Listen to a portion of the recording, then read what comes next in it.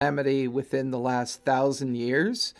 And this is a Dark Sun inspired 5e homebrew, meant to both challenge the hero archetypes, as well as challenge the overall approach to resolving the anti hero kind of methodology as well. Challenge them with dark themes, challenging themes, a world that is either consistently trying to break them, destroy them, or resist them. And our team is basically that glimmer of light and hope that the now abandoned world of Sinder and the gods that caused the calamity and also seem to have abandoned it as well. They began earning their citizenship up in Titan's Fall in the Central Highlands. After earning their citizenship, they were recruited into the Avaste family and were brought in to attempt to gain access into an old portion of the old city. Once they gained that access, they met the figure or the entity known as Lord Arcanum. Lord Arcanum began to tell them a story of a world that was once not only peaceful, but bountiful. The energy and chaotic nature of the world as it is now did not actually exist back then. We learned some things about a goddess by the name of Talona. We learned some things about the magical force that Lord Arcanum used to attempt to resist the forces of Talona, pouring all of his magic into a conduit stone buried deep down in Lord Arcanum's vault. Our team made it through the throne room, then down into the catacombs, made it past the abomination that prevented or did its best to prevent them from entering into the Arcanum vault, however failing. The team, battered, weary, struggling a bit, but thank God for rules like short rest, found themselves recuperating in the vault of Arcanum. Once here, some things happened. Somebody found a dagger that initiated a conversation as they went through the portal. Somebody had a telepathic encounter with a long lost conduit stone. Harrow and Somni kind of relishing in this finding. Dara seemed to be mostly along for the ride, just happy to finally gain an opportunity to get the heck out of this strange place. As Somni, go ahead, Dara. I would say Dara heroically rescued Gray. I would just like Fair to enough. remind everybody by diving through dead bodies to grab them out. Yeah, they owe you a bit, don't they? Marvin? Marvin. You dove through Marvin. Marvin! I dove through Marvin to get Gray.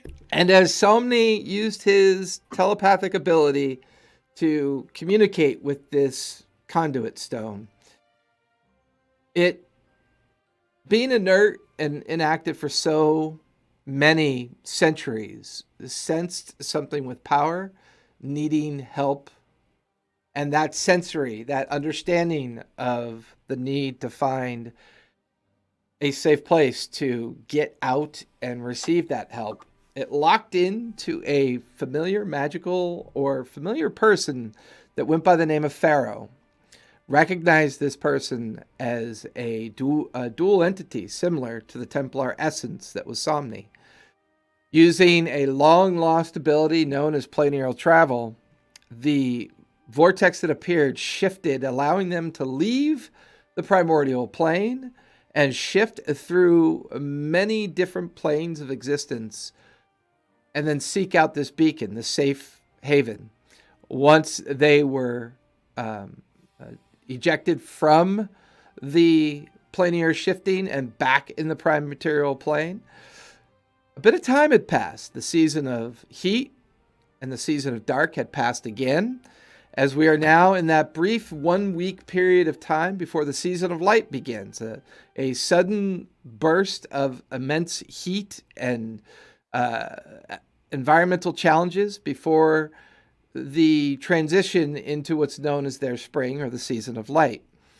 The team, finding themselves somewhere deep in the southwastes, well, saw something very strange coming over the horizon as a large brachiosaurus, or sometimes referred to as a waste bracken, was coming over the big dunes and the big hillsides in their general direction. Once it got there, the massive head came down with a rather large-esque or decently sized building on the back of its head built into the structure of its neck. You could also see on the back of the creature a small community attached to it. For Harrow, this is not too unusual, as many of the nomadic communities will use various degrees of traveling methods like this. Recognizing the offering required to gain access to the community, the 5 coins were accepted. And where we last left off, as the 4 of you standing there in front of a very swaddled and protected gnome female by the name of Ginny Goodbarrel, staring up at you and then making note that there is somebody interested in the town, in the nomadic town of Espis, that has been looking for you. And there you watch as the drake settles into the sand, as a familiar form comes sliding off the back of the waist drake. And as she slides off of its back, pulling off her helmet, she looks past the 3 of you to stare at Somni. You know, somehow I just knew you weren't dead. And that's where we last left off. What would you guys like to do?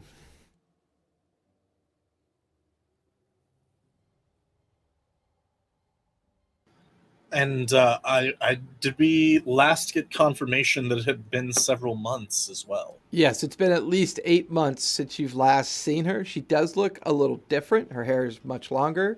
She seems to have a couple more tattoos as well, because your passive would be high enough to notice this. She is now standing in front of Somni by a few feet. The 3 of you are flanking off and behind Somni. Jeannie has just picked up the coins and look at you, Harrow, and go, well, you're more than welcome to come aboard when you're ready. We'll be leaving in about 5 minutes. And she turns and makes her way up the rope ladder on the neck of the Wastesaurus. His name is Progenitus.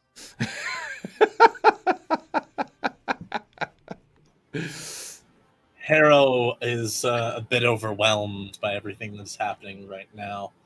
And especially since Somni is the one that was directly spoken to, I think he's just kind of like off to the side, like kind of watching it all take place. Noticing the somewhat hesitated state, she raises her hand and goes, well, shall we maybe find more secluded and comfortable means of discussion? Indeed. She kind I of think you may have taken words right out of my mouth. She kind of flourishes towards the pulley system that Ginny is now using to get herself back up onto the head of the beast. She whistles. The drake immediately takes off and begins to head up into the air on its own. She begins to lead the 4 of you over towards the same pulley system that Ginny is using. A combination of scaffolding and cabling that seems to raise and lower like a side platform that can take you up the 30 feet to the top of the head. As all of you get on this platform, rise up to it, you begin to realize that there is a gantry or walkway that is very quite cleverly built along the neck structure of this large beast. 20 feet in width, a kind of mix of cabling and mesh wiring to maintain a decent way of making your way down in the direction of the main back of the creature. As you reach the head, there's this kind of falling out sensation in your stomach as you feel the head begin to rise on its own to its full height. And as Pharaoh begins to lead you down into the gantryway that's going to take you into the big, the relatively moderate-sized community that you're now staring down into as you're walking down this neck-like gantryway, there's this weird kind of moving sensation and the dull thud of heavy footsteps as this creature begins to once again move deeper into the desert sands. The rest of you, it's not moving fast enough that you'd ever like feel at threat of like losing your balance, but for the most part, it is kind of like a strain. It's almost like seasickness or motion sickness. This idea that you're staring at a small community, people are moving about, doing their works. There's sections built on the back of this creature. As you, How big is this creature? it's a solid. Enormous. It's huge. It's about maybe 1,000 to 1,500 feet long, from what you could tell. It stands roughly about 300 feet up in the air. Its neck is an additional 150 feet in length. Its head 30 to 40 feet in gargantuan size. This thing is huge. Now, for most of you, you're familiar with an insect race called the Thrakeen. They are often the ones that raise these creatures. They take them from birth, and through either shamanistic means or unknown means, there's always been rumors that large versions of these creatures have always existed. But by far, this is the largest version of this thing that you've ever seen. This is unique to you, Harrow. You know, other communities normally will build maybe a 3 or 4 building community on the back of either a giant shale tortoise or a smaller version of this brachiosaur that you're staring at. But this thing's a monster. It's huge. Its shifting weight just feels like a breeze as it's moving and shifting this community. There's maybe 30 or 40 other halflings all swaddled in familiar attire of nomadic entities. They're going about their work. They're going about their daily activity. You can see freshly harvested raptors packed up onto one side where they've been freshly skinned and boned, and salted meat is now hanging from scaffolding in preparation of the preservation of the meat. As you get deeper into this central part of this community, you can't help but notice looking to your right and left and seeing the horizon kind of slightly tilt every couple of minutes as if you're on the back of a village that's essentially moving through this space. Once here, Pharaoh kind of points to a door, and above this door is a sign that shows a series of sand dunes that are there and then magically get blown away as you realize you're now standing in front of the Shifting Sands Tavern and Inn. As she just says, well, shall we get a drink and discuss? Well, we didn't exactly hold a funeral for you, but I managed to convince them that you were dead. And she opens up the door, leads the 4 of you in. There are maybe half a dozen halfling individuals. There is one of the insect creatures or individuals sitting at the bar. You recognize it from its orange and yellowish hue, its antennae, its rather large pincers on its face, standing at about 7 feet tall. The Tharkeen is just standing there, awkwardly holding a specialized like stone mug to drink from, and as it picks it up, you see the tongue come out, curl into it, and kind of empty it, and then set it back down on the bar. There is a small, a couple halflings with bardic instruments playing just very casually in the background. Pharaoh takes you over to a table. Please sit. Let's get caught up. I'm going to go and grab us some bottles and mugs. Is there anything in particular that maybe you've been craving for?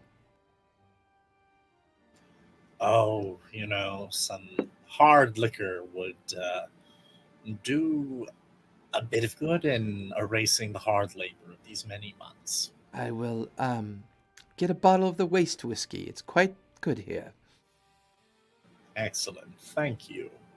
Nothing for myself. Somni, stoic as always. It's good to see you again. I could have one. Surprise me. What's made well here? The halflings do have an admiration for the orcish ales. Perfect. Very good. Gray, is there anything they would like? Uh, Dara, do you want to see if you can get some of that spicy stuff like you had last time? Oh. Liked it.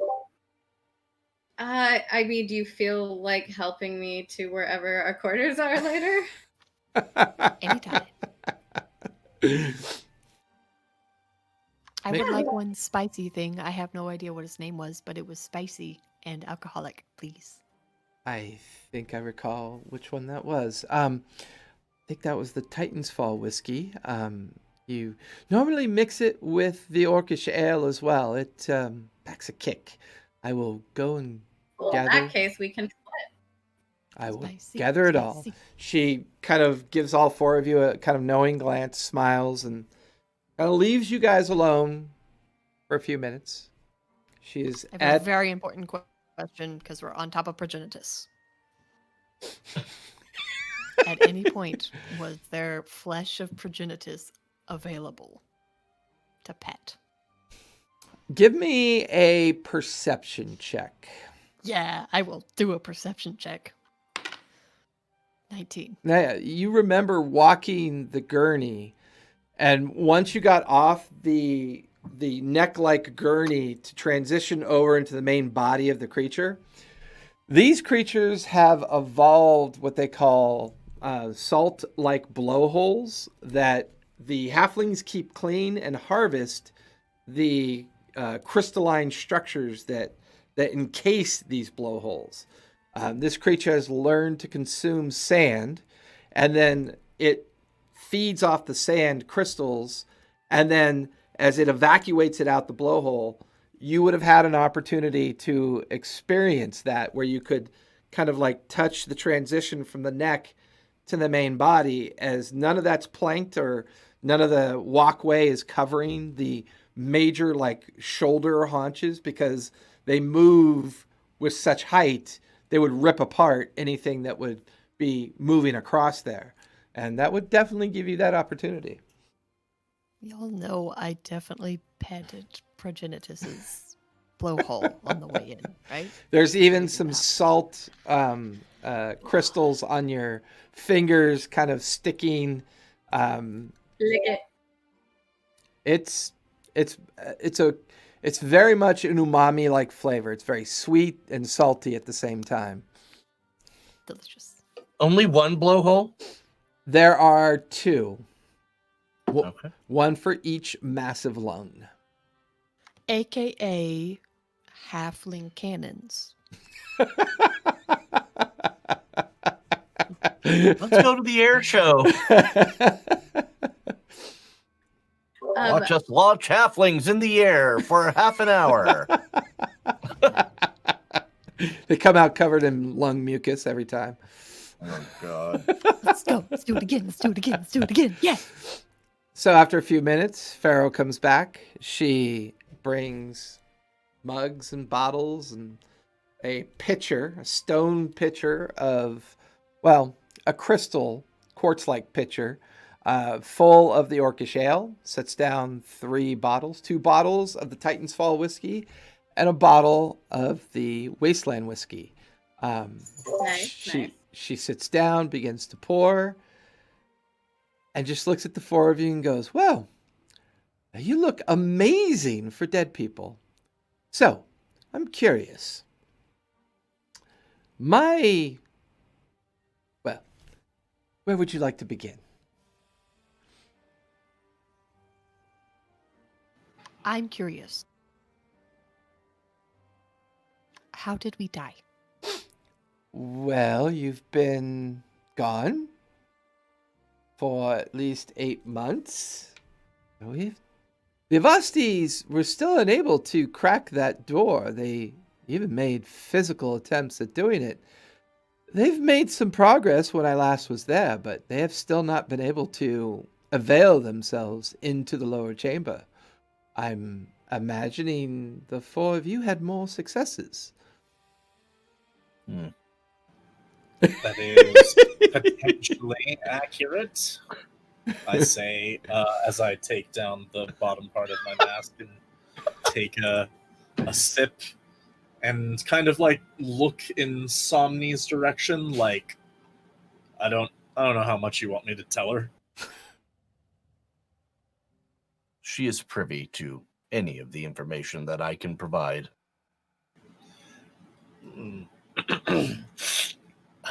It's rather trusting of you, isn't it, Somni? Very well. When we went through the door, obviously we weren't quite sure what we would find. There was a bit of panic. 2 of our number were drawn in against their own will initially. And there was nothing that was going to stop me from plunging in head first. Once we were inside, we came upon a vast crypt. A crypt for someone who called themselves... I'm sorry, was it King or Lord Arcanum? Lord. Lord of Arcanum. Lord Arcanum. He was an undead thing, possessed of great power, seemingly, and I will say seemingly, but likely, very ancient. I have no way to confirm this other than great visions that he made us privy to of the land before everything fell. After that, he sent us on a bit of a journey into one of his old storage houses. After dispensing with some threats, including a very grotesque room, we managed to come upon a stone. And that stone, well, it's now in Somni's possession. I suppose he could tell you a bit more than I. Gray, give me a charisma save really quick. Oh, that's good. Instant death. Always good thing to hear. Always You've happy been to charisma'd. Charisma'd. 9. 9. As Harrow is telling this story, they feel the heat of the dagger build slightly at the belt where they stashed it. A voice penetrates inside their head, and you hear the warm embrace of a feminine voice. I can't believe you're just gonna tell her everything. I mean, how do you know you can really trust her? Maybe if you allow me just to drink a little bit of her, I can tell you her true intention. Their hand drifts to the dagger. I need Harrow. Don't start. Yeah, I need Harrow and Dara to give me perception checks. Because with Somni and Harrow and Pharaoh having this conversation. That was a natural 20. Nice. Good. That's I fine. knew that face was either a 1 or 20. 22.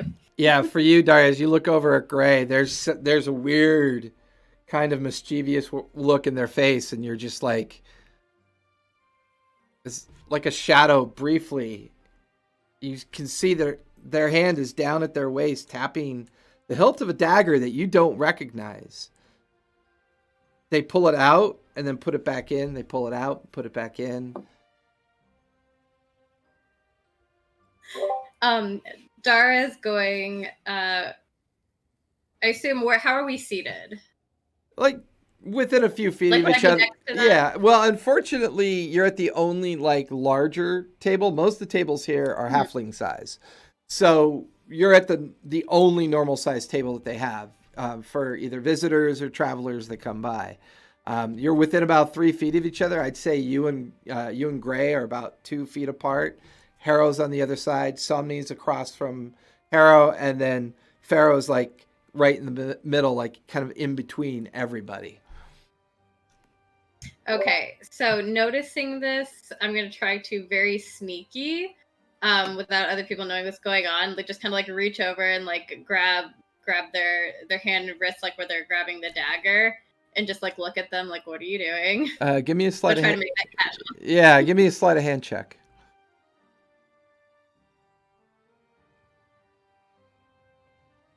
That is a 16 plus 3, 19. Okay.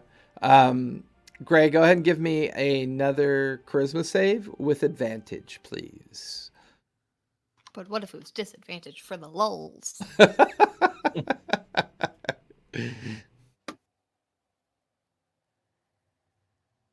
Well, it's a 5, but also a 17.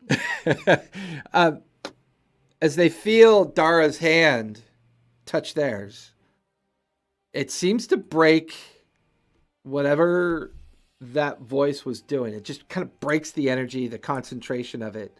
And suddenly you're back to hearing this conversation between Harrow, Somni, and Pharaoh. They notice that Dara's looking at them with very concerned look on her face. What now? Oh, I mean, I was trying not to make that obvious. Like, I would just be like, "Oh, yeah, sorry. oh yeah, I thought I'm I trying to be not obvious, but you have your hand on my hand. So what? I thought I saw something. Sorry." Oh, okay. So, Harrow, you finish your conversation with Pharaoh. Pharaoh looks over to you, Somni. A stone, you say? Yes. And the stone does Eloquent. what? Yeah.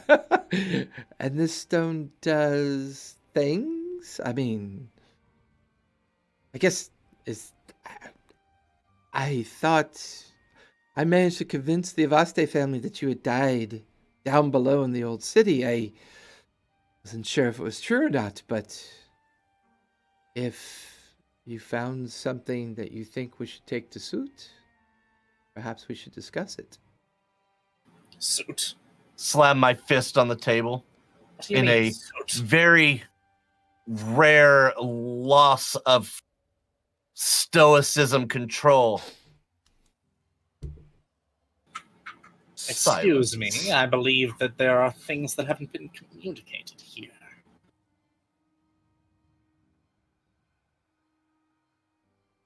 Indeed.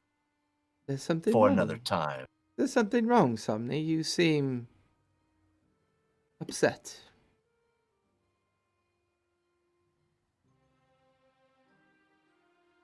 Somebody's going to get up and walk away and head Dara, towards you the want some bar. popcorn? Okay. She just kind of watches you. Well, it's always good to have old Somni back. Quite the stoic one he is. I didn't mean to bring up Soot in front of the rest of you, but I had to make sure it was actually him. Sometimes things go sideways when we don't expect them to. A bold maneuver. How could you Well, be certain that none of us actually held loyalty to our new patrons? well, it's not really about loyalty or understanding of the ways of things. I was mostly concerned that it was still Somni. I'm convinced it is. Whether or not it's still you, I can only assume it is. How did the four of you manage to get so far south? There was a portal. It's unlike anything I'd ever seen. This swirling dark vortex, and it felt right to go through. And we ended up here. Saw the village coming towards us, and you're up to speed. Oh, well, I've been traveling about this area and other areas in hopes of finding and scrying on Somni in hopes of finding him. It was the only connection I had. I was about to give up hope. I figured this had been long enough, but within the last, I don't know, day or so, I was picking up traces of his essence, which led me to believe that he was still alive. I was not expecting to find him in such a precise manner. It's strange, but it sounds like what you've described to me is planier travel? Something that no one really does anymore. Could it? I mean, it's probably the stone then. That's the only thing of power, I guess, that could have done that. She kind of looks over her shoulder back at where Somni's over by the bar and then looks back to the three of you. So, this Lord Arcanum that you spoke with. And how much Harrow are you, how much detail are you actually revealing to her? Now that I'm aware that Somni is a bit upset with this person, I'm a little bit more evasive with my details. I definitely play up, they seemed so powerful. I didn't quite get to take in as much as I wanted, and there wasn't time. Damn it, there wasn't time, to learn everything that I wanted to. Go ahead. Which is true. Yeah, give me a deception. Okay, good natural roll, because I'm not great at charisma. What are you doing, character sheet? My deception is +1. Okay, great. 18. 18. She seems to accept your explanation as you kind of, give the details you choose to give her. So, this Lord Arcanum, this is his stone? Or was this just something that you stumbled across while down in the old city? As far as we can ascertain, I believe it is at least something that has some degree of connection. How deep? Impossible to tell without further research. Interesting.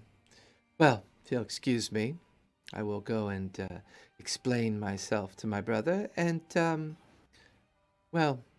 enjoy the drinks. She gets up from Your brother's here? Literally? Not in the literal sense, but it's who we are and what we do. Someone you just met's your brother? Well, we've known each other for a while. We just didn't know what what each other looked like. Well, if he decides to fill you in, I'll allow him to do that, but I need to go and discuss a couple things with him. And she Okay. Okay. gets up from the table, smiles at all of you, and says, "Please enjoy the remainder of the drinks. They're on me, of course. I've also gone ahead and got you rooms here. 2 rooms. They're not very big. They mostly cater to halflings here, but I got the one decent sized room and a smaller room. Maybe you can put your stuff in the one room and use the larger room. I don't know, but it's all they had left, as it's the middle of the hunting and pack season. So there's a lot of hunting groups preparing to, wrangle some raptors this week. So it's busy around here. They try to get in as much as they can before the season of light shifts, and they have to make their way over to the Valley of the Fema, where they trade their goods with some of the major caravans that will eventually make their way up north. And no one in their right mind ever goes east anymore. Up north, west, and some of the other trade routes. But yes, Gray. What? Why? Why does nobody in their right mind go east anymore? Oh, well, I imagine your friend Daria could fill you in on that. Anyways, not to worry. Not many slavers come out this time of year. But, you stay out of the deep east. Otherwise, you can,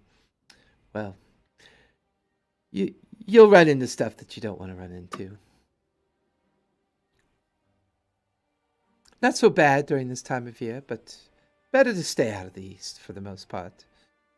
She gives you a knowing glance, Dara, as if to remind you that the slaver stronghold in the east is usually wrapping up their seasonal transition of the season of heat and dark, where they do most of their activity. And they tend to not do as much harvesting or gathering of individuals during the season of the light. But going into their territory is usually frowned upon. She gets up from the table and begins to make her way over towards where Somni is standing by the bar, leaving the three of you alone at the table. I need to grab my charger. I apologize. I'll be right back. No worries. Just me and Lightning Hero. strike. Okay. Roll saving throw. Oh, you're not here. Auto fail. Oh man, you get electrocuted weirdly while you go get your charger. Death awaits you. So, Somni, are you at the bar? Then are you standing at the bar? Indeed, yes. Okay. Yep. Back to the party. Yes. You watch as Pharaoh kind of comes up alongside you. I'm sorry I said that out loud, but I had to be sure you are you. I will speak into her mind without saying words. You have now given them information that I had not allowed them to know. You have created a mess here. Oh, well, we could certainly cover that up. I mean, accidents happen all the time. Haro is not one to let things go. He does seem like the obsessive type. Although I find the resiliency of the orc very interesting. She is a good companion to fight with, but Grayson is they are very observant and they try to see everything. You have now created a mess that I am going to have to fix or obfuscate the truth from them. Do you think they can be trusted?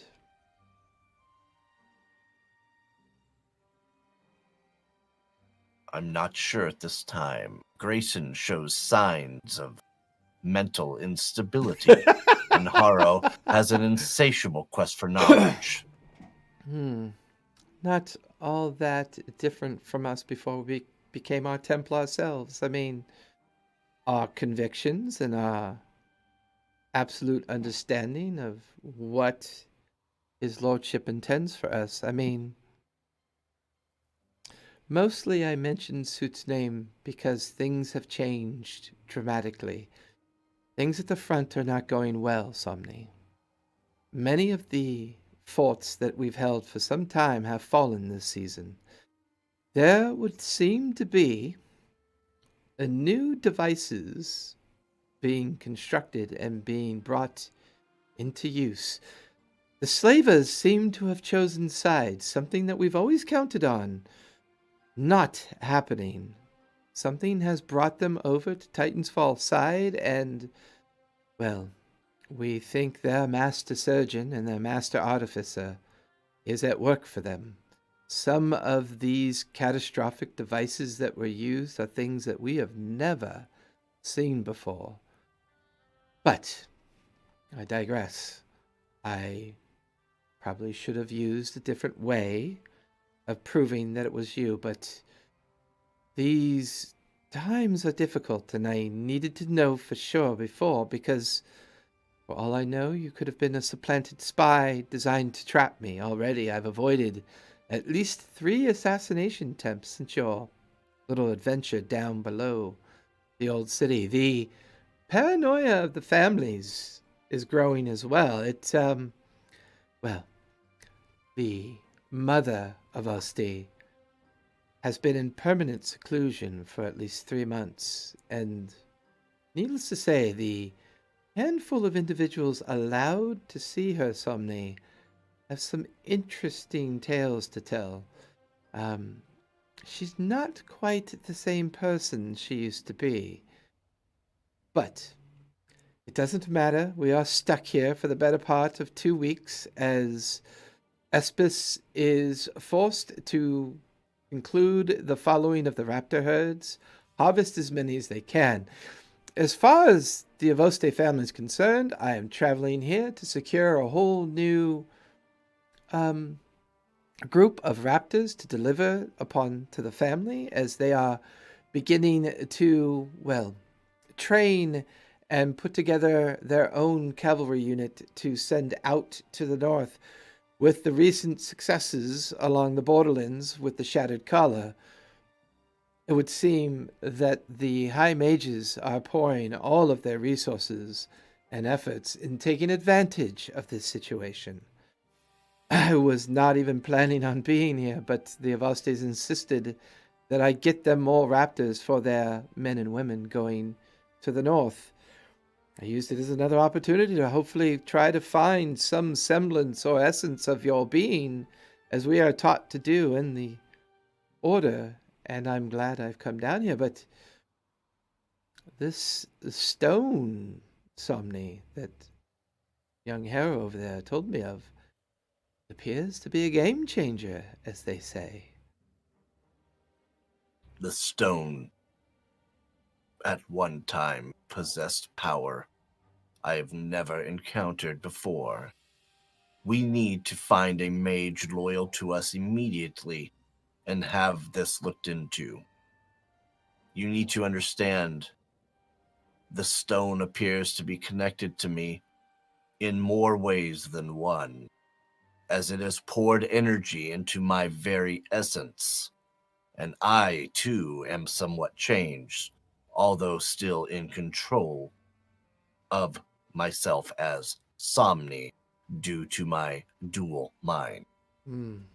But now, I do not necessarily want you put at any risk more than you are. Keeping this under wraps is probably important, but yes, I agree with you. Discovering the true nature of this stone should definitely be considered. Where exactly are we heading? We are heading to. My understanding is we are heading to the. And for those of you, I pinned the map to Discord, so you're able to see the map as well. In fact, let's go ahead.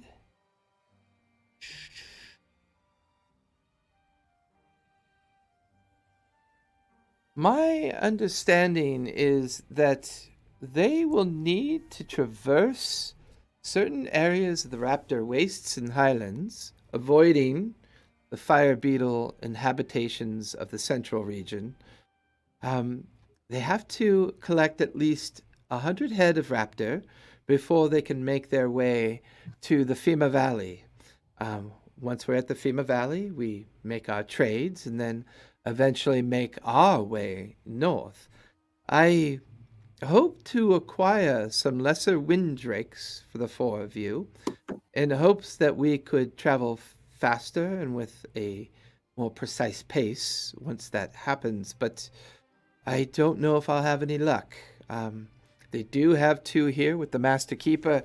The Master Keeper is someone I wish to discuss and perhaps purchase, at least the two that they have, and that will get us started. But I know they are desperate for raptor wranglers. We may have to trade our labor for the prizes that they have, but prizes they are, Somni, prizes they are.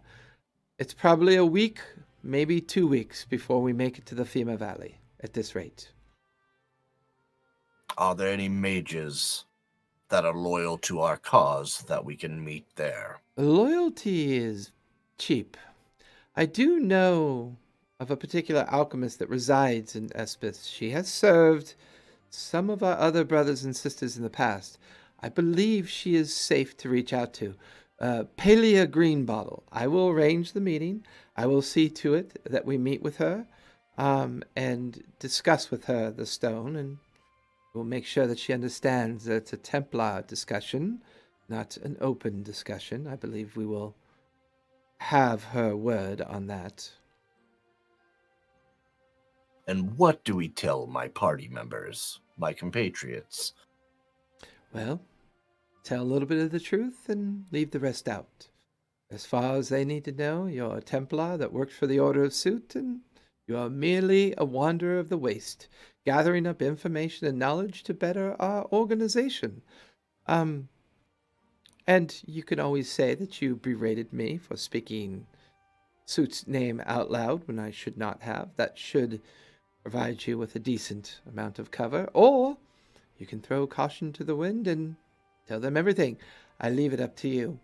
But even though time is of the essence, use this time eat, drink, regain your strength. Perhaps wander Espis and see if there are things here that interest you and your friends. It'll take me some time to meet with the Gameskeeper and to meet with Palia. Once I do, I will catch up with the rest of you and we can discuss our plans for the next step. But she finishes the crystalline flagon, drawing the last of the orcish ale down into her gullet, setting the cup. Now, I need you to hit me across the face. Immediately punch her. She takes the hit, kind of holds her jaw, and with a very downtrodden, kind of sullen look, nods her head in your direction and just kind of skulks off out the main door. Somni, go ahead and give me deception with advantage at this point as a base. All right. Raj. Here are the two dice we can see. I rolled a 16 and a 17, adding 5 to that, so a 22. 22. Math. How dare you derail my game, math. Yeah. That's how I learned how to do math, was to hit AC 0. Thaco, baby, Thaco. So with That was different. she takes her leave. A few more individuals come and go, mostly halflings. Another Thakin comes in and sits down next to the other one. They seem to make a series of chittering and nattering noises as if they're in communication with each other. Drinking from the I'm going to return to the table. Okay. I'm going to return to my compatriots. The three of you watch as Somni comes over. While Dara clearly failed her con save versus this whiskey because she's paralyzed. Yes, she is paralyzed, isn't she? Just so horrified by it. It's not even like passing out. It's just like, That is a yes. level 25 RBF for sure. So we definitely leveled up because we sat in this tavern, right? Were we supposed to level up this session? Yes, actually. Okay. We were actually. Yeah. oh, Yeah. shit. I'm fairly certain we were supposed to start it. Yeah. If I remember Yeah, right. no, you're right, and I forgot. So we'll say Should've break. the shift in the traveling was your long rest cycle. So yes, at this point, That as was you're all the joke, sitting but- there drinking, enjoying this downtime, Somni comes over. Let's go ahead and quickly level up as my bad. I forgot to do it at the beginning of the session. You cast exposition at a No level far worries. too high. What level are you guys now? 4? 5? 30, I think it was. I believe 6. We're becoming level 5, now we're 6. 6. Yeah, Aren't so I now already a god at this point? I mean, we're basically gods. I mean, right. So go ahead and roll your hit points. Son of I am biscuit. nervous but excited. That's an 8. Nice. Is a wizard a 6 or an 8? I think it's a 6, isn't it? 6. Should say on your 6. character sheet. Mother. Yeah, Beyond will say if you go to manage your hit point. Woo! Max hit points 6. And you always 0 attitude at 6. and you always re-roll ones.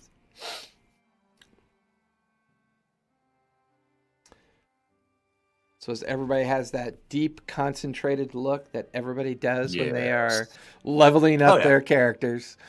I don't even know. I'm just pushing buttons.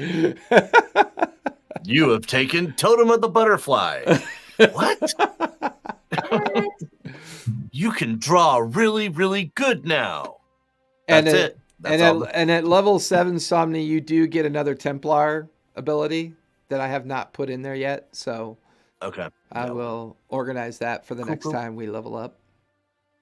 Raj. Oh, what am I? What's this? Hey, just so you guys, just take note in case I forget. Starting at this level, whenever myself or a friendly creature within 10 feet of me must make a saving throw, the creature gains a bonus to the saving throw equal to my charisma modifier. Paladin aura, yes. And I think, if I'm not mistaken, Like My plus charisma 5, is a right? 20. It's a 20. Yeah. So yeah, it's like plus 5. Yep. So if you're within 10 feet of me, you get plus 5 to any saving throw. There goes them sick paladin information. Let's skills. Raj. Hey guys, well, necrotic resistance doesn't mean anything to me anymore. So Oh. Oh. Oh my. Oh my. Here. So the four of you are Trying to now get sitting around the table, casually drinking. The day is yours. It's early afternoon. You're pretty much left to your own accords at this point. What would you guys like to do? Prepare my spells. And also be, sort of casually looking up at Somni like, what else are you hiding? Like he's got spaghetti sauce on his nose. Mom spaghetti, yes. It's on his sweater already. I have something to share with you all. On the surface, do you look calm and ready to drop bombs, but you keep on forgetting what you wrote down? Yes. Got it. Yeah. we didn't even get to have a whole conversation. We were too busy having this level up. Listen, rabbit. Bitty, I don't know if I should be insulted or complimented. A little bit of both will probably help. Maybe. If you just insult yourself with anything I can say, you'll have a mental defense to it. That is how you gain resistance to psychic damage. Yeah. Vicious I mockery. also think that once again Alyssa failed her save Yeah. against Yes. Against Did. paralysis. This time. old person. Yeah. Rough. At least this time it's with a smile. Oh, there she go. Oh, there she go. Go. And One of these one- sessions, Oh, we'll have I'm to- Dara now. We'll have to do a session where we can only speak in song titles. Done. Do I get to be Gray or Helena for this? You're both. You're both. I know. At the same time? Oh, that'll be interesting. That's definitely a Haro, duality. when I look at your last name, I think of like aphids. Oh, I believe it is close to. Is the scientific categorization of the birds that crows and ravens belong to. Corvide. Yeah, there's something there. Yeah, there's something there, man. Is it Corvidae or Corvide? I don't remember if I think that I might have bastardized it a little bit into Corvidae. I'll look it up for you while I'm doing my level up. Ah, yes. So, Somni, you were saying? Yes. I have something I need to speak with you all about. And I have some concerns. As do I. But I would be happy to absolve you of yours first. Dara, you are a very capable fighter, and I do believe that you, of the three, are the one most likely to not repeat what I'm about to say. I'm very worried about Grayson and their mental state. And Haro, your quest for knowledge and power is quite concerning to me. Well, I'm deeply flattered that you'd say it to my face. There is only one way to communicate. Well, Where I come from. Okay. Well, Dara, I think you're pretty cool. And Harrow, thank you for letting me make you a crown. And Somni, you smell bad sometimes. Yes. I need you all to take an oath that what I'm about to tell you will never be repeated. Dara's gonna take her dagger, make a little cut on her hand, and go to shake somebody's hand. I'm all about it. All right. Yep. I look at them both like they're insane, spilling precious liquid in such a manner. Oh, I get it. I get the warrior mentality. With enough Grayson, purification, Haro, you can drink that. I need your word that what I will discuss with you will never be repeated, even if tortured. Can you make such an oath? Somni, I have enough respect for you at this point to tell you in no uncertain terms that I feel that you are my current best hope for any of my own ends. You and these other fellows here. We're all in this together. Now, I don't act outside of my best interests, but pain doesn't frighten me. Yes. So long as our interests align itself, I shall not release your secrets. Taken from the great readings of the wizard Ephron himself, we are indeed all in this together. Yes, indeed. Ladies and gentlemen, I was this gonna pop culture reference brought to you by K-Hit Production Studios. Yes. Yes.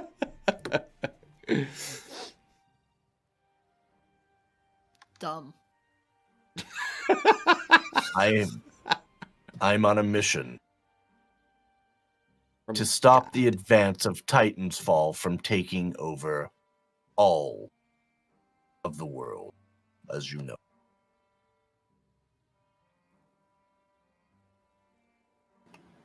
All right. And you were sent as a spy, perhaps? A word that makes sense to most in terms of what I am doing here. But first, I must give you sort of a personal evaluation of why I even took this mission on.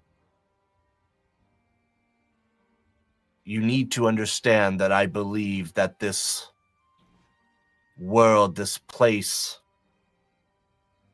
can be changed for the better. I believe that after the great sundering and all of the vile things that have happened, I believe we are being punished by the gods. And that is why we live in this world we do. It is my mission. It's a mission of redemption. I wish to redeem this entire world and bring it back into the good graces of the gods to allow us to thrive once again. Everything that Titans Fall is not. Do you truly think that can happen? Truly, with everything?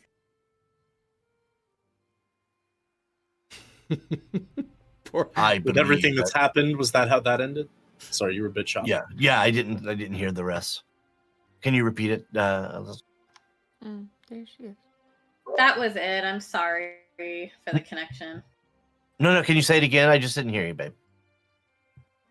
Oh, I was just saying, you truly believe that. You truly believe that with everything. Have you not already witnessed some of the power we have been able to come across in such a short time? The people we have met in such a short time? I believe it is my destiny, and perhaps yours, to bring this world back into the good graces of the gods. I believe we are already on our way. Power. Power is what corrupts. Power is what leads to this devastation. Indeed.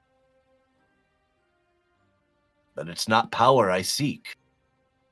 I seek to simply make sure that we rid the world of an oppressive force and then allow the will of the people to make its will known and live as they choose, not how others tell us to choose. No one should be forced to live as others tell them to live. They should be allowed to choose. Yet what you have seen in Titan's Fall goes against that very philosophy. And I would be remiss if I did not tell you, Titanfall has launched a wave of soldiers that no one has seen before.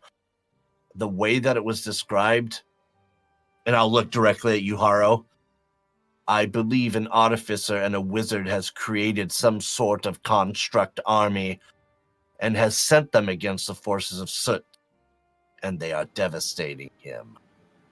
Perhaps not unlike some things that we've seen from ages long past. Indeed.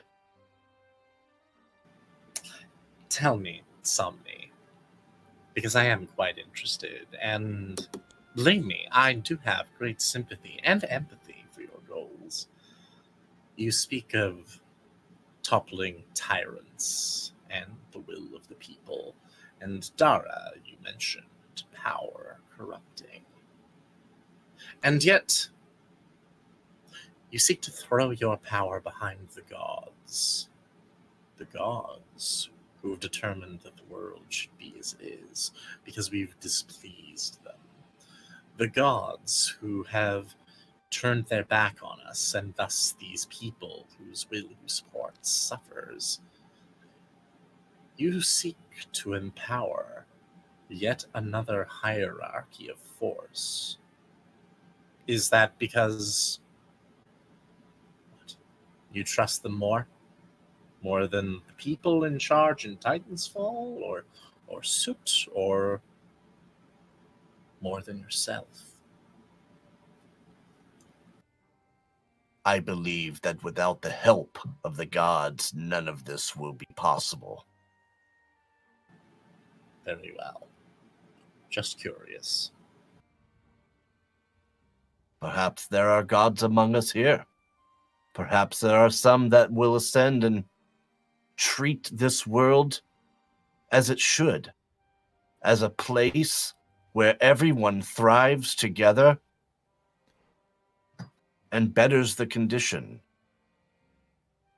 Yes, well, and I point over to your pocket. I believe you might have a head start on the rest of us.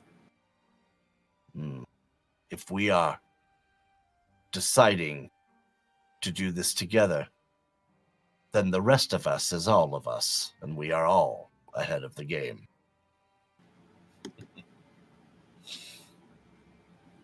I consent to keeping your secrets. I swear my life on it. But to do so and to hold this accord, I ask for certain privileges when it comes to testing and ascertaining the limits of what you're capable of accomplishing with that stone. Do you consent? I hand the stone to you. Here. See for yourself. Does it seem like just a rock to me, currently? Give me an investigation check. Yeah. I think if I remember right, it always came back to me, but I'm having you hold it for now. That's a 10 on my end. I mean, yeah, just seems like a normal stone. Nothing fancy, nothing unusual about it. I want to share with Haro through my mental link the feeling that I got when I first spoke to it. Okay. Haro, feeling that familiar telepathic connection from Somni, there is a feeling of elation. There's a feeling of something very old talking to something very new. The sense of power and energy that was coursing through Somni's very physical being was intoxicating.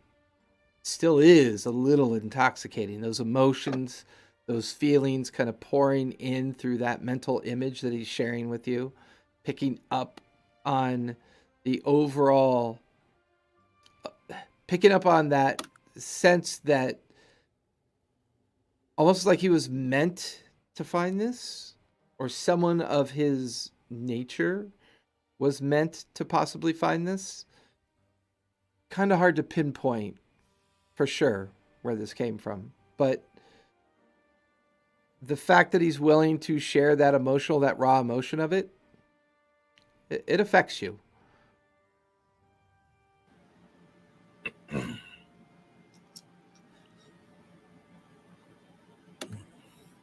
Yes. Very good. We'll we'll continue that later.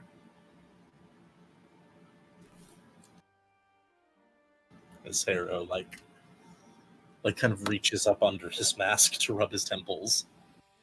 It's visceral. I mean, it definitely is not those aren't really emotions that you're comfortable with either. No, certainly not. While he reaches up to like try to rub his temples, I want to like try to sneak a sneaky peek. I want to see what's under there. Give me a perception check.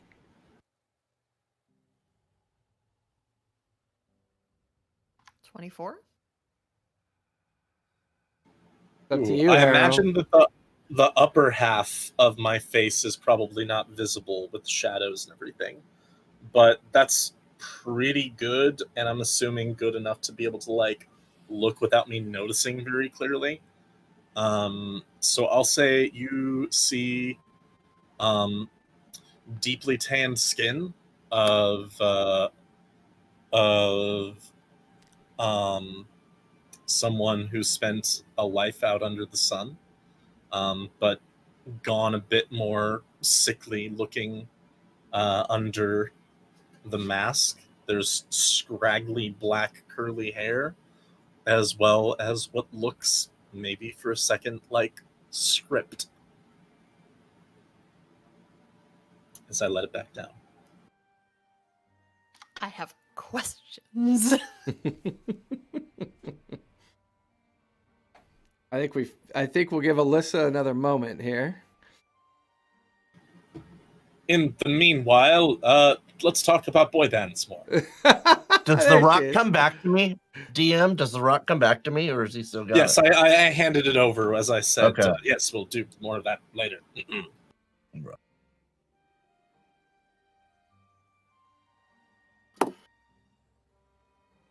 And Alyssa's back. And Alyssa, if you were not able to catch what I said. Oh no, I can hear everything. I just don't realize when I'm frozen. okay. So I happen to notice I've been frozen. So whenever I reset it, it seems to pop up again. Okay, cool. So you heard my description of myself to Gray. Yes, yeah, I've heard. I have not missed anything audio wise. Sounds good. And as as this conversation, all of you kind of sitting around the table, you feel everything kind of shift and move every so subtly, like something's turning, and then that motion of movement going again as the creature seems to have pivoted and has changed direction.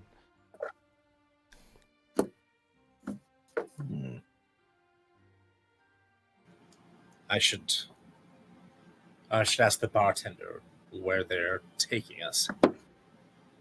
You'll excuse me. I stand up and finish my drink.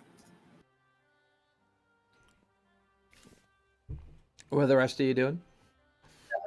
Is it Somni, Dara, and Gray at the table then still? Yep. Okay. I'm gonna wait for a moment, like when I can just talk to Gray to ask about the dagger stuff. So I won't do that yet. Okay.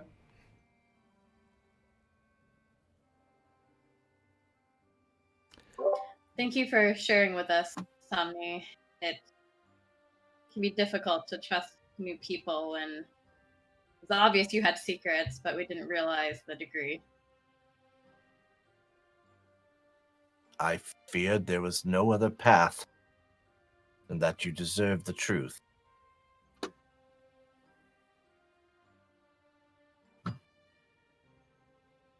Since we're discussing truths, Haro saw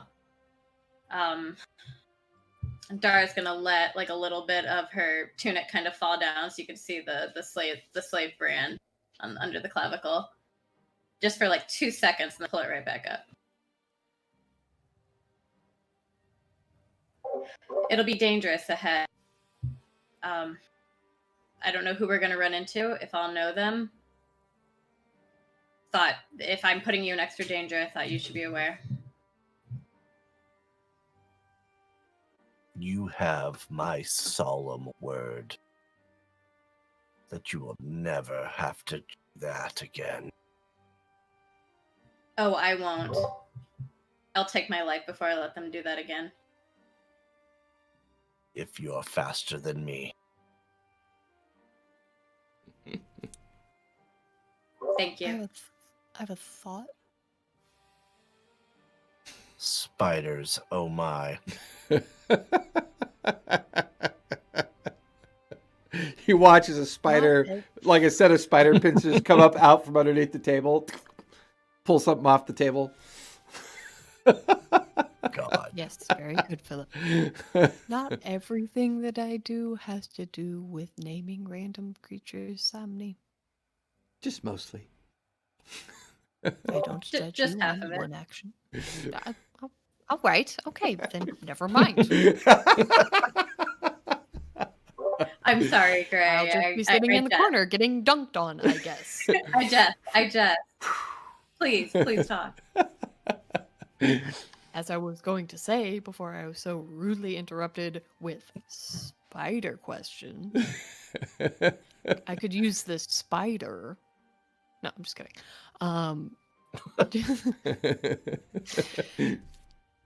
Would it help you at all if you maybe didn't have that mark anymore?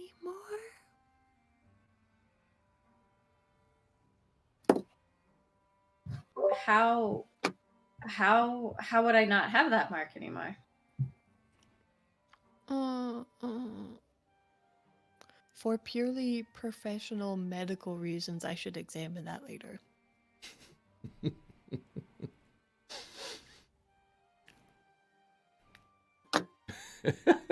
Okay. Harrow, you make your way up to the bar. There is a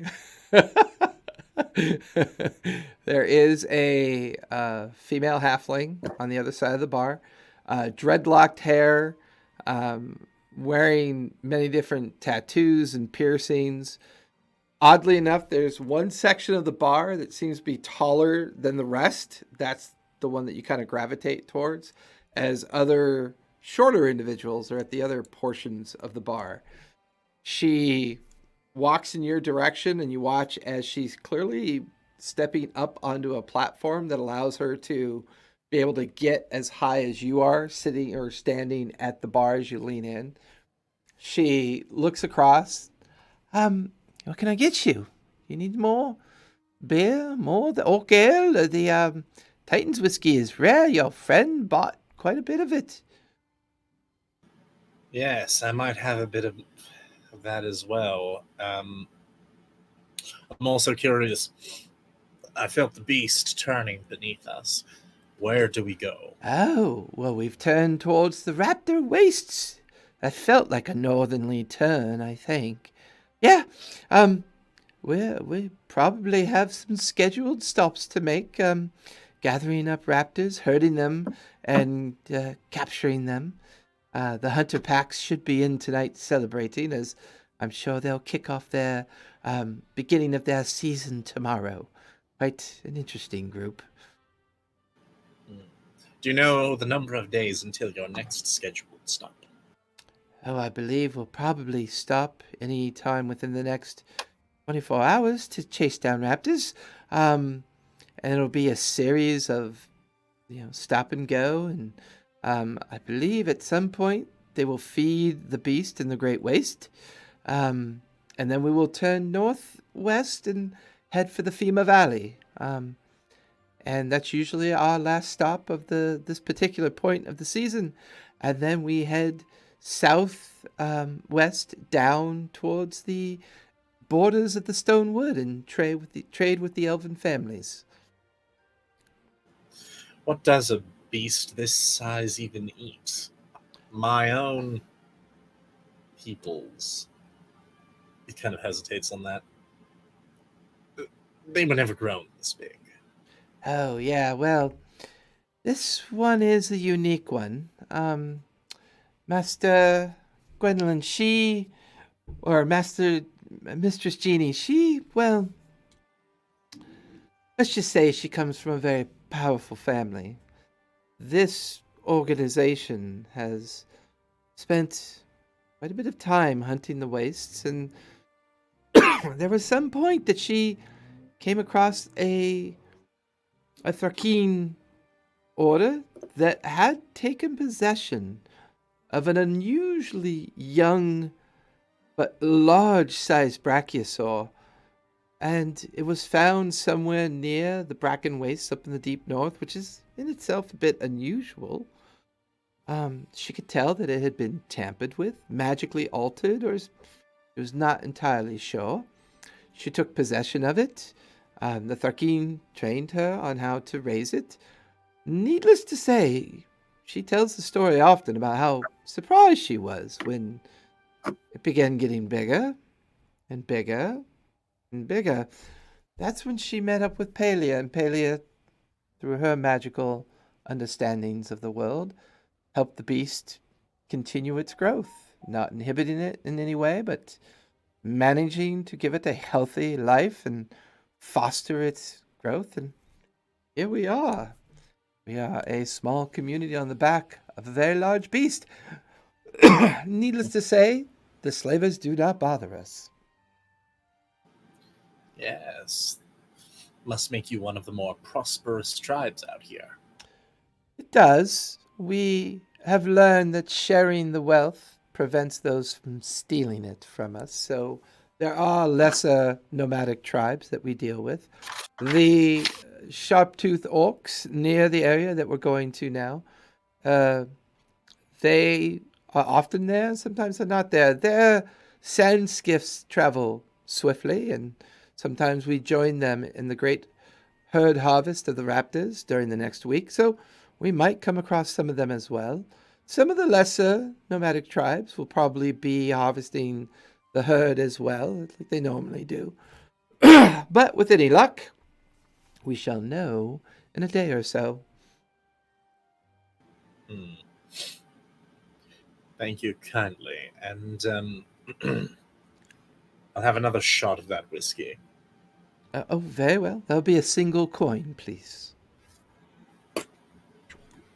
And I'll down it on my way back to the group. Okay.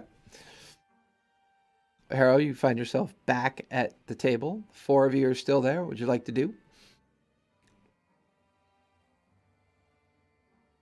I'll just tell them all kind of basically what I just learned. We're heading north. There's going to be raptor herdings, and within I think she said a week or so, we would be passing by. I don't think he was too particular about the name of the group of orcs, but I think he was like Sharp Tooth or something. Yeah, she had mentioned sharp-tooth orcs. Yes, the sharp tooth orcs. We should develop a plan as to where we're supposed to go next. I mean, don't get me wrong, we could stay here as long as we want to, as long as we keep paying them, I'm sure. But eventually, we're going to have to figure out what we want to do with our good fortune and newfound knowledge. Well, A way back through that door, a back door, would also please me. You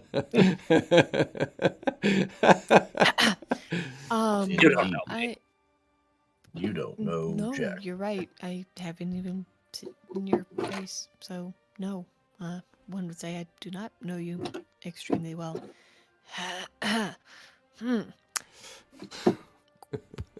Anybody else feel weird about the way we just kind of left and how the entire family thinks that we're dead now, and how do we feel about that? Because they were kind of our employers. I believe we ended up here because of the stone. But I mean, I wasn't as much concerned about the how we got here, because I think I know, kind of, sort of, maybe, magic. But more the circumstances under which we just kind of disappeared. I kind of feel like we should let them know. And have them tell us what to do again? This is an opportunity. I'm conflicted on the subject, quite honestly. Listen, Somni has created a liability for himself with the Avastes. Before, there was only one person who could be tortured until they revealed Somni's secrets, and now there are 4 of us with finger and toenails ripe for the yanking. Indeed. And also, I joined with the Avastes for the concept that it might bring me some great advantage or power. It has already yielded such. Is there more? Perhaps. But if we did return, we'd have to return with something for them. I don't think that they would accept that we knew nothing about what happened to ourselves on the other side of that portal. And, well, I'm not interested in surrendering our gains.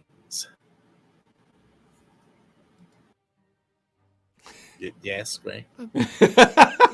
Just imagining. I'm imagining Harrow at the table looking at Gray's raised hand. Yes. Grace. Great. We do have something though. They like hired us to do this thing, and we just kind of left. Does your honor demand that we should aid them in some way for their aid? My honor doesn't demand, it gently requests. So we should just give them the stone. We should finish the job we were sent to do. That's Which fair. was what? To open the door? We've done that. We And did. now We they did can't open the get door. through. That was our job. There was nothing else mentioned. It was to open the door. I think it's more the spirit of what they were trying to do, less the actual words it said. I don't think they just meant go through the door and disappear for 8 months and find a cool thing and don't tell us about it and let us think you're dead. Feels weird. So, People suppose we should do be go more back. accurate in what they ask. How do we get back? It'd be death to go back by ourselves. We don't know how to activate this portal. At least right now, we're with a group. We have a chance to survive in the heat. We have resources. I mean, we could make it back the same way we made it the first time by just Great. All the way across. All the way back to Titan's Fall. We're in Did the we not south. do that.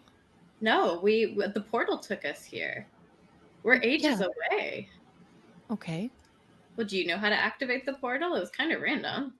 No, I'm not saying we activate the portal. I'm just saying we go back on our feetsies. Great. And I'm saying going back on our feetsies alone is death.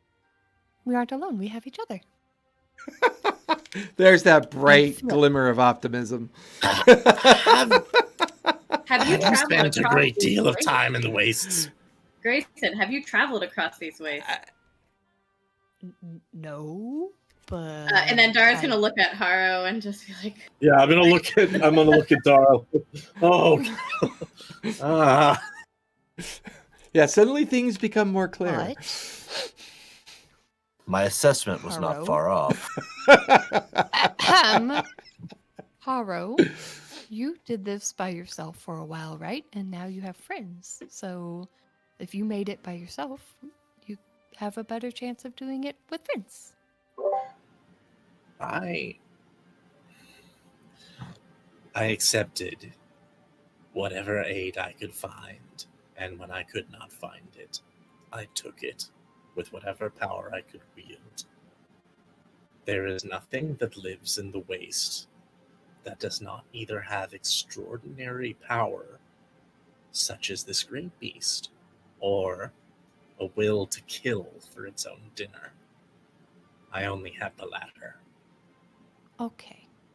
A few points. His name is Progenitus. I beg you to use this title. Progenitus is friend, not food. I wasn't going to eat it. I would be really impressed if you did, though.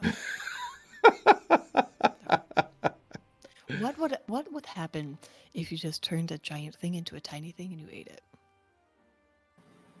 Well, hopefully it would pass it before it grew once again.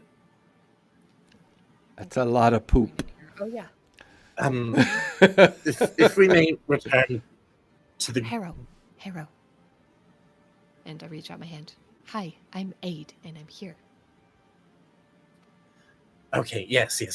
All right, so let's put aside for a moment the physical realities of traveling across the wastes to reach Titan's Fall once again. Do you wish to do so for any other reason than to have completed the job? Is there something about Titan's Fall at this point in our journey that appeals to you more than this other place? Okay. Well. Burning it down.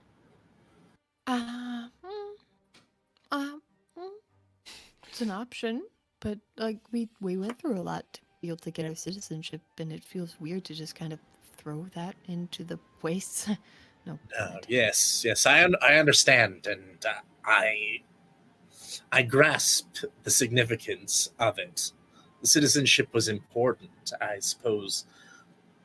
Perhaps I've taken a few things for granted about the rest of you, but for me it was always a means to an end, a means to greater heights, to more power, to more knowledge, and I feel as if I've been given the grandest possible step towards such a thing, more than the Avostes could ever dream of.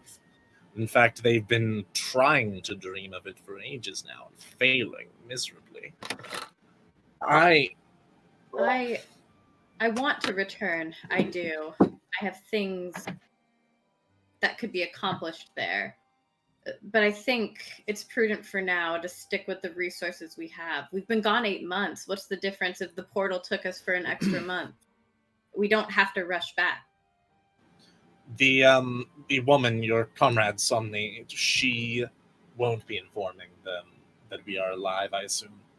She will not.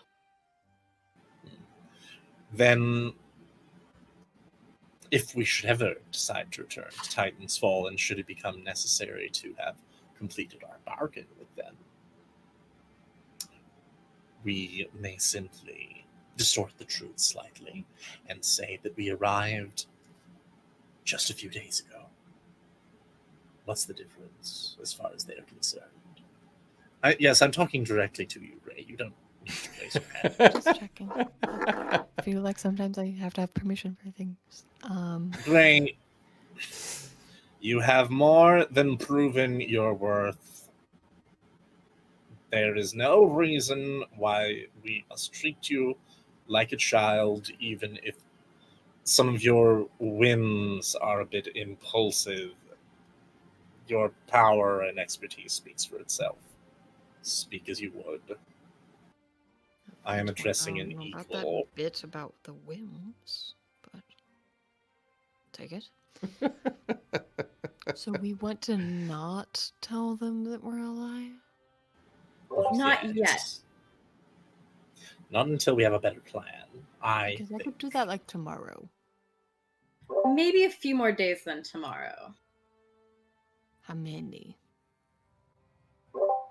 Multiple. I don't have very good impulse control, so I need a number. This is why you have us, Grayson. It appears This my is why you assessment have was aid. correct.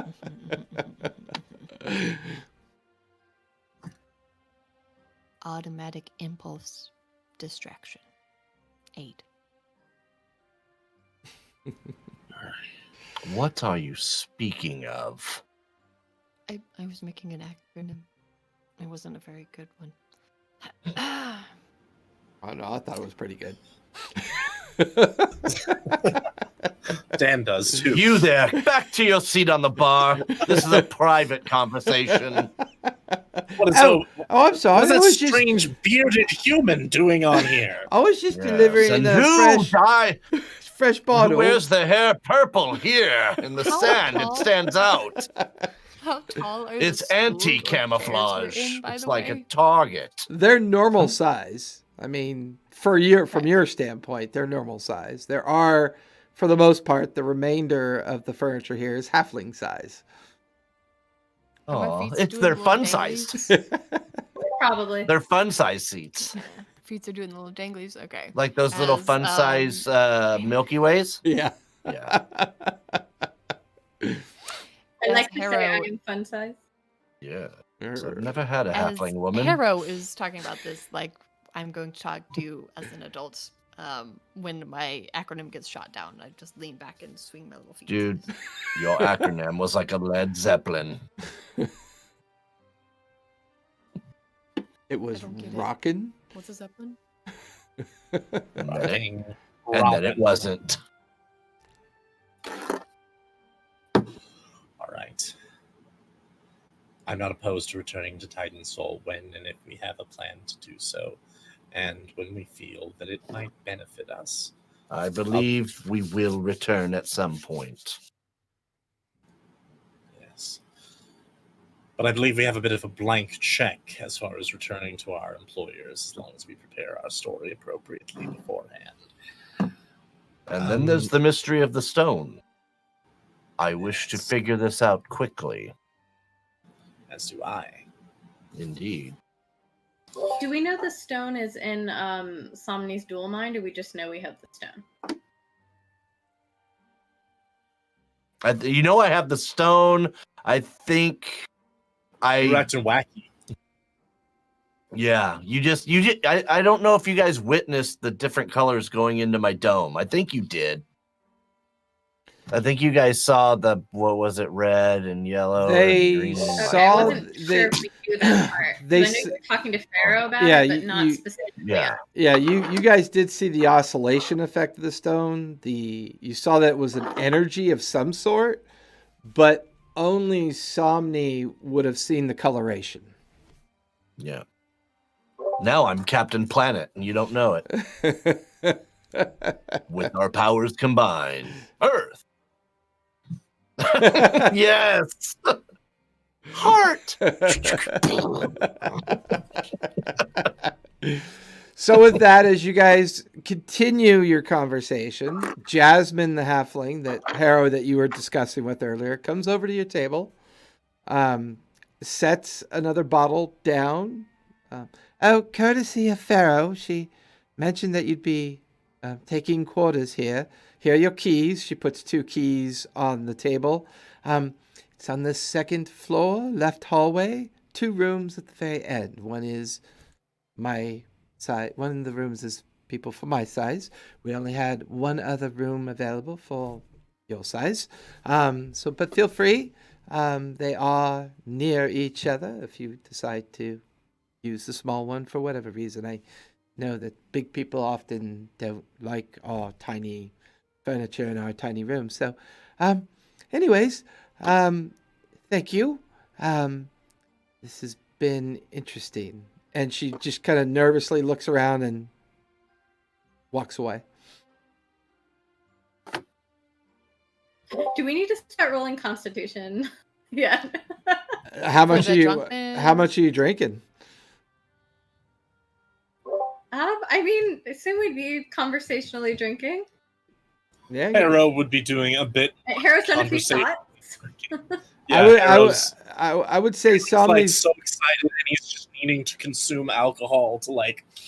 I would say like, calm Somni himself. in his normal controlled state would not need to. However, I'd say Dara and Harrow, go ahead and give me con checks, just regular con checks. Grayson was drinking too. The Oh, spicy absolutely. stuff. Yeah. Spicy Because stuff. you've made a critical error insofar that I have passed both my first con saves on this thing, so I have no idea how strong it is, and I just think it's delicious. Well, give me con checks first, because as casual drinking takes an extended period of time, you're sitting here drinking and having a conversation over a couple-hour period at this point. 8 on my end. Harrow, you... Also an 8. Hera- We're drunken buddies. Yeah, oh, you guys are drunk. Also an 18.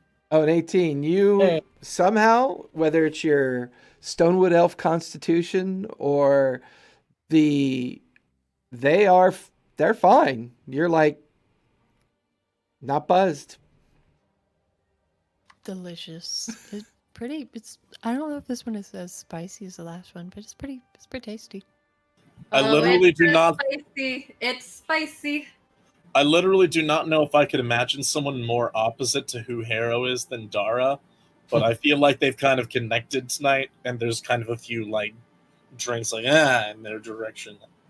We're connecting over the awfulness of having to travel across the waste. Yeah, Like, I think it really brought the us wastes. together. We're kind of on the same plane of thought on Titan's Fall. There's a lot. Oh, Hera, I told them about the thing.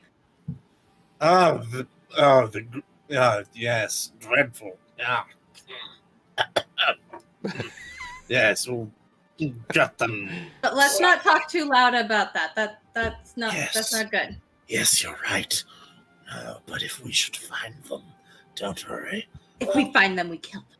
Yes, I shall incinerate them with power from planes that they couldn't even imagine. They won't see it coming. There shall be lightning. Yes, lightning. Harrow, settle down.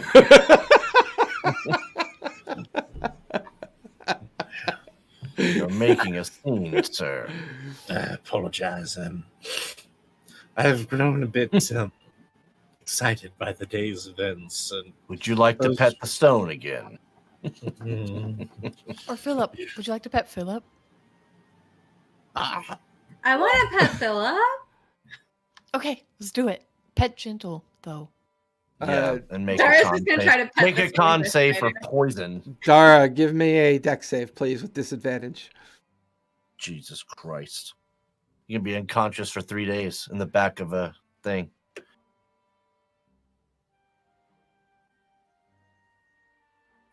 $14. 14.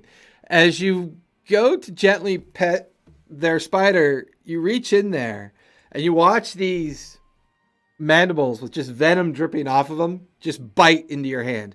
Schlock! And then you get this burning and necrotic sensation as you take 18 points of poison damage. Bad Philip. And now I need a con save at disadvantage.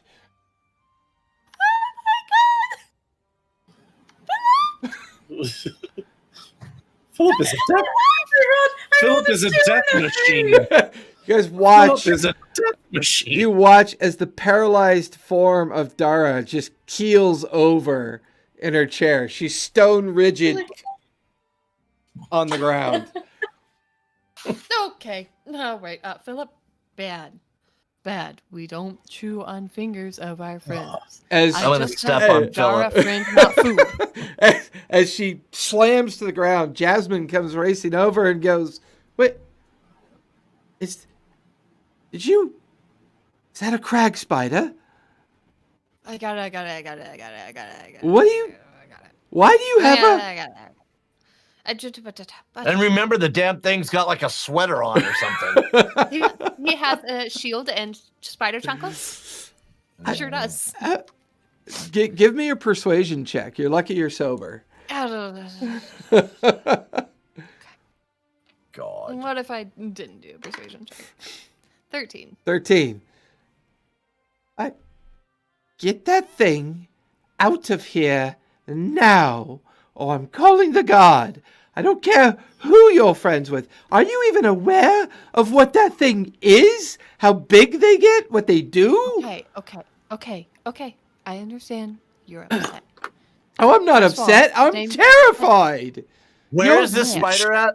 Where is the No, spider right don't now? you dare. Where Let me is it? finish my It's- spiel. Where is calmly. the spider? Hold on, go ahead. Okay, first of all, his name is Philip. Secondly, I got this. Well, I I'm gonna don't just care what tap his Dara name and is. cast Lesser restoration on Dara. Bop, bop. You're gonna use magic in the middle. Jesus. Yes, I Oh am. my god.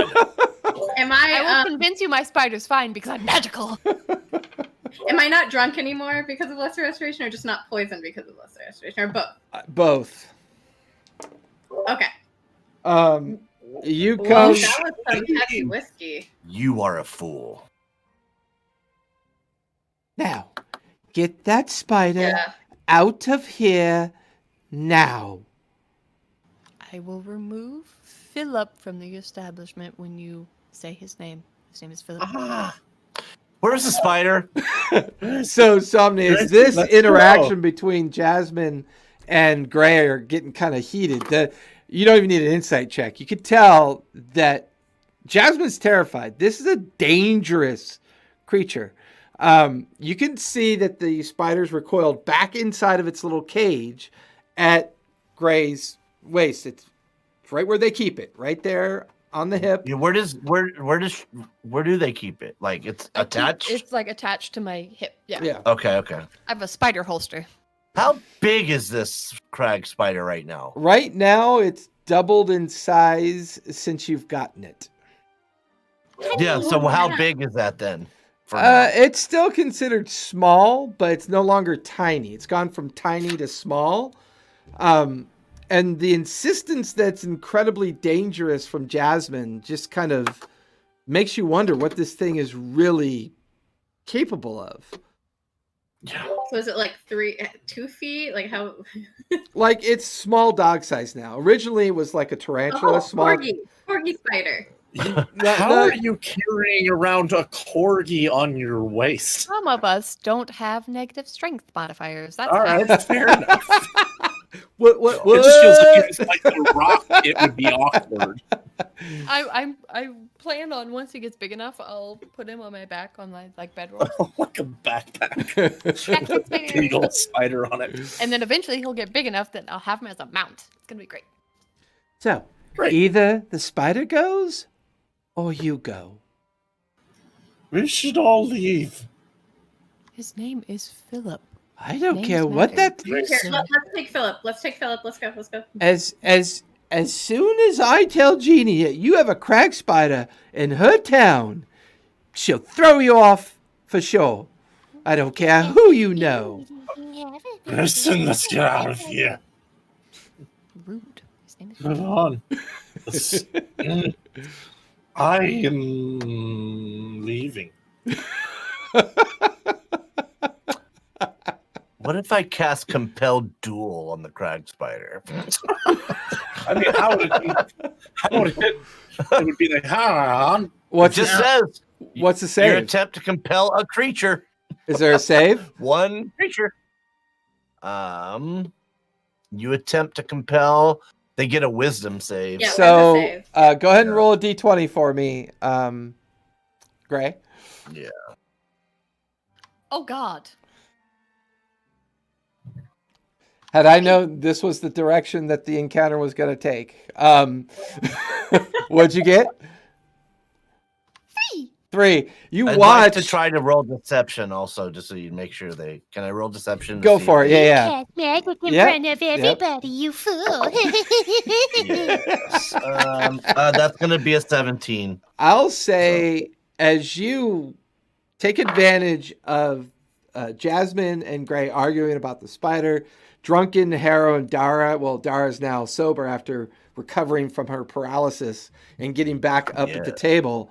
With all this distraction, you quickly focus on the compel effect and you watch as the spider shatters the cage, comes lunging out of the cage, and is going to kill it. attempt to clamp onto your face. Now, I kill it. so give me a dex save first, because you've compelled it to challenge. Just give me a quick dex save. Yeah. That's going to be a 19 plus Okay. whatever my Definitely Bob is. definitely beat what I rolled for Philip. A 27. Yeah, Okay. I have a high deck. So go ahead and do you want to do an unarmed strike, basically? No, my club. Go ahead and roll Just the my hit. club. That spider is on Gray. And by the way, Not anymore. No, It- I'm it- beating Not it. anymore. Busted out of the cage. It broke out of the cage, is now attempting Coming to out of the leap cage. onto Somni. I've been doing just fine. I'm going to use my. I thought it leapt onto Gray's face. No. No, I'm going to use one of my. I'm going to use my plus 10 Okay. to hit here. Okay. And that's going to. That's going to be like a 33. Just barely. Yeah, because it's plus 10 plus my. So a 33 on that one, and then I'll swing at it again, and that's going to be a 21 total. 21. So, Gray, you watch as they watch the spider leap out of the cage. It lands right in front of Somni. It's about to just pierce into his neck, and he takes his club and smashes it, and there's just spider guts and ichor and slime. And you begin to watch it smoke and bubble as I need another deck save, please, Somni. I have plus 8, so that's going to be a 19 total. So you are not poisoned. You do, however, take 12 points of acid damage halved because you made your save as the exploded bug parts land on you because, well, normally crag spiders don't live this long. They are harvested and used for other methods in the Avoste caverns, but seeing as how Gray had managed to sneak one out and keep one as a pet, it managed to get to half maturity. Normally they get to about 8 feet in size, but you have splattered this creature all over yourself, and the acidic nature of the blood is sizzling and burning your flesh as you're wiping it off. Jasmine, I'll just drop my cloak to the ground. Yeah, Jasmine just kind of looks at the table and goes, "Now, I don't care that you're Pharaoh's friends. You're in my inn, my tavern, and my place." And you watch as a heavy hand kind of rests on Jasmine's shoulder as Pharaoh has come back into the establishment. "Ah, well, I see you all have managed to leave your mark. Palia will see us now if you'll come with me. And did you feel the creature turn not that long ago?" It destroyed the makeshift cage. She's talking about. She's talking about progenitus. Oh, yes. Yeah, we're heading north. This is a good sign. Anyways, Palia is waiting for us. She keeps Green Bottle keeps a hut. There's not a lot of room. Dara, are you still frozen, or did you? Oh, they restored you. That's right. Greater restoration. Yes, that got rid of her paralysis. Yes. But you still take Paralysis and damage. drunkenness. Yeah, you still got the damage though. Correct. Yeah. So Okay. Pharaoh goes, "Please, if you'll follow me, Palia will see us now." One moment, please. Oh God, you really kept that thing, didn't you? She is scooping up at the pieces. Give God. me a con save. My God, man. 18 again. You take 6 points of acid damage halved because you saved, so 3 points. You're kind of burning and sizzling your fingers as you're scooping up Who does bits that? and remains. Well, death clerics are My strange. assessment was correct.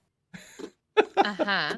I'm gonna scoop up Philip, try to bring him back, because obviously... There's no way. He's smushed to a million pieces. Never say that to a death cleric. Never give up, never give in, Well, Somni. maybe it won't grow if you just make it an undead spider at this point. Zombie spider sounds like it's actually safer. That's what I'm saying. Like, now it won't grow, right? It'll just be an undead spider, which I mean, I was gonna Somni- go full-on revivify, but Oh you know. God. Oh man! All right. I mean, technically, it's Can in you- a lot of pieces. That's why Yeah. I'm smooshing them together. Oh God. And I Yeah. think that leg goes there. It's like There's gonna be mon- this like weird yeah. There's gonna be this Cronenberg Look at this weird monstrosity come back. Its pincers are gonna be like this. Can I try to? Four of make its a legs nature are over check to here. Reassemble correctly. Oh my! Nor Yeah. can it restore any missing body parts. I know. I'm gonna smooshing take them its together. mandible. I'm just gonna Can I take try, its pincers. Like, a nature check to assemble Philip correctly. Go Oh, ahead. that's good. Yes, make her roll. That's good. Yeah, give me a nature check. Shut your mouth. That's a good roll right there. and I'll It's a say natural 20 for a 22. Somni. you. What if I just talk to you for more than a minute? I will say. Can I distract her? I will. No. I will. Distract Ray? I will say they managed to gather up about 70% of the parts. Quite a bit of the material That thing is was speedy. like kind of like destroyed beyond recognition, where guts and chitin like skin kind of dissipate onto the floor. But there might be enough to reassemble and try to do something with it. So Try to bring back Philip. is Will everybody you call it Philip II? No, because his name was Philip, and Philip is important, Somni. Indeed. It's nice to know that the fate of the world is entrusted with such interesting people. Please, Palia's waiting. Okay. Yes. So the five of you head out the door into the I now. need to try to cast the spell within a minute, DM. Go for it. I'm not gonna let this go. Okay. Go for well, it. It just happens, so you Somni tell could me be if it super works. dick and kick it all to pieces again. But Could be. I will not. I'll say everybody's passive is high enough to notice that as Gray is doing something, they are focused on a bag. They are so focused on the bag, they don't realize that the bag itself is beginning to acidically react to the blood, and the skin bag, the reptile skin bag, is now coming and deteriorating and coming apart. However, they do a pretty good job of making something, My God. but you're not really sure what you just made because quite a bit of its mass is missing. There's at least one. Alive. There's at least one pincer missing. Part of its body has been re-stitched where it couldn't find appendages to adhere to, and you just look at this. Administration. Wait. I druid craft him a little vine leg, so he has a little wood leg. It takes a long peg leg a minute, Philip. right? That will take a little bit more time. You could either do that now or That's do it okay. later. I think Peg Leg I'll do Philip it is on actually the way. cool. Do it. Okay. So I'm all about it now. I will not kick Philip into pieces. Peg leg Philip. And it won't grow, so we just solved a couple problems. So Some is no longer upset, but still just quite disturbed As- with Grayson. You make your way out into the streets of Espis.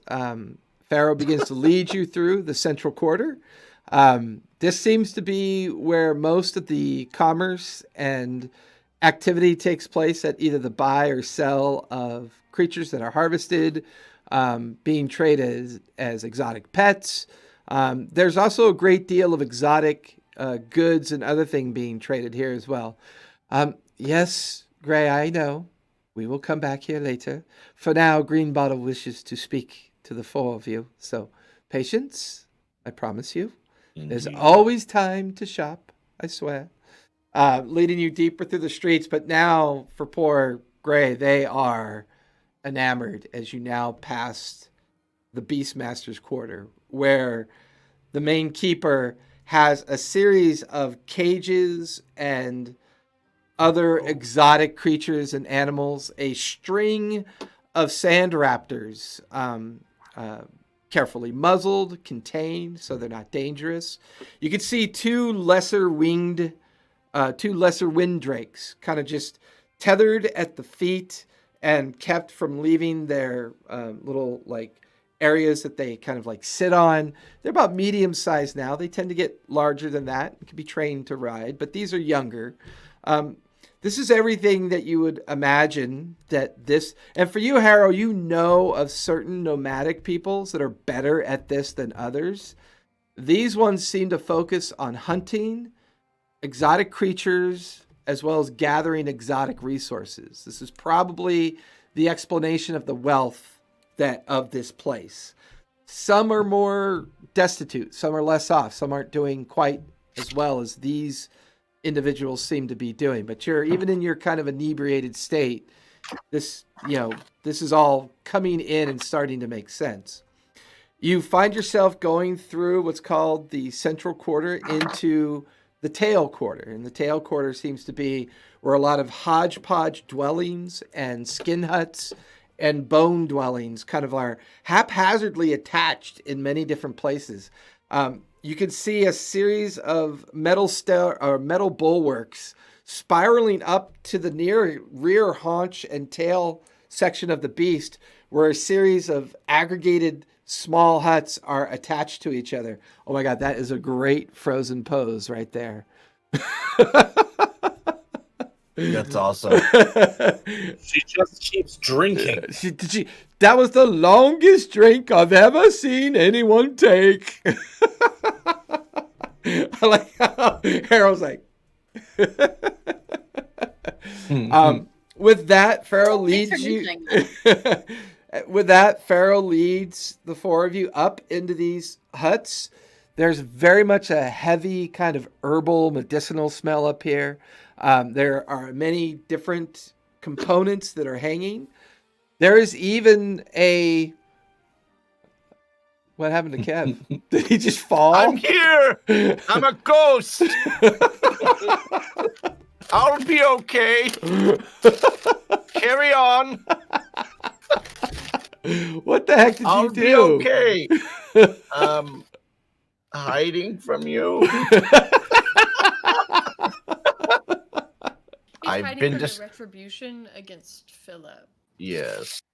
Philip the peg leg. He's hiding from Philip too. Yes. I'll be back, but I'm still here, so continue. I'm ready to go.